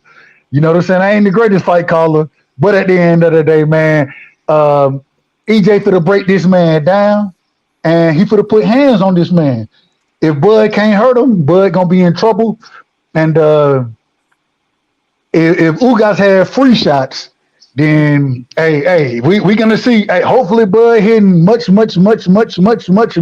harder, because if he ain't, his shit gonna get broke up too. And I think we're gonna be having a crawfish boil tomorrow. That's my opinion, but man, shout out to y'all, man. Much love to the family. Shout out to everybody in the chat. Juan, appreciate you. I think it's the first time I got to rock with you, my brother. Much love to you. Thank you. Much love to my brother D Free, man. Much love to my brother BVO, and we'll do it again tomorrow, man. Salute to the Oh, and shout out to my brother A1 Hoop Zone, man. God damn it, I ain't been on in a minute, and A1 hit me up and just making sure a nigga straight, man. And that's what family do. That's what family do. And so, shout out to A1, shout out to Queen, man. Shout out to G5, the whole TWT, man. Much love to everybody, man. Shout out to my brother Q as well. Q and Teach, everybody in the chat. Josh, man, much love, family. Much love. I appreciate y'all. Big Dog. My apologies. PGA Big Dog. Shout out to y'all, man. Much love, family. Much love. I appreciate you letting me rock tonight. Hey, he said everything but free Larry Hoover. Hey man, free Larry Hoover, man. Hey, Larry Hoover might be able to get some. He might be able to get some straightening in Chicago. Free Larry Hoover, man. Free him, man. Free that man. Respectfully, of course. Respectfully. Shout out to y'all, man. Much love, family. Salute, yes, sir. Yes, sir. Thank you, guys, man. Thank you. D Free, of course. Nice meeting you finally. You know what I'm saying? Even though you be saying some wild shit, but I ain't even gonna say nothing about that. BBO, of course, you already know, man. A couple weeks ago, you hit me up talking about joining the chat. You know what I'm saying? That ever since then, we know we've been rocking with each other. So you know what I'm saying? Thank you, and thank you to the chat. Thank you to everybody. You guys have a good night now. You too, my brother. All right, D3, get us out of here, man. Get us out of here, man. Man, another great episode from BVO D3. We're gonna keep it coming. And we'll be back tomorrow. As you heard, Dub Right Side going to call the fight. So, I mean, y'all can get a couple of laughs. And hey, you never know. You might get some oohs and ahs. You might get surprised. But I got Errol Spence with the late round stoppage. I mean, it's a possibility he can go the distance, but I got Errol Spence with the late round stoppage. I just don't like how Bud looking right now. So that's all I got on the fight. But we'll be back tomorrow. I appreciate everybody coming through. Appreciate everybody showing the love. Just make sure y'all share, like, subscribe to the channel. If you're not subscribed, hit that like button and definitely show your love for my boy BVO. He new to the TWT family, but he doing his thing, and we gonna keep it going. For sure, man. Hey, and I gotta tell y'all this, man. This is what we do it for. Like, comment, subscribe. We're gonna be back, and we go. Hey, I didn't realize my man Josh said I'm scared. Okay, I'm Skip Bayless. That's cool, man. I remember that, Josh. I remember you said that. All right, A1, salute to you too, man. We gone. All right.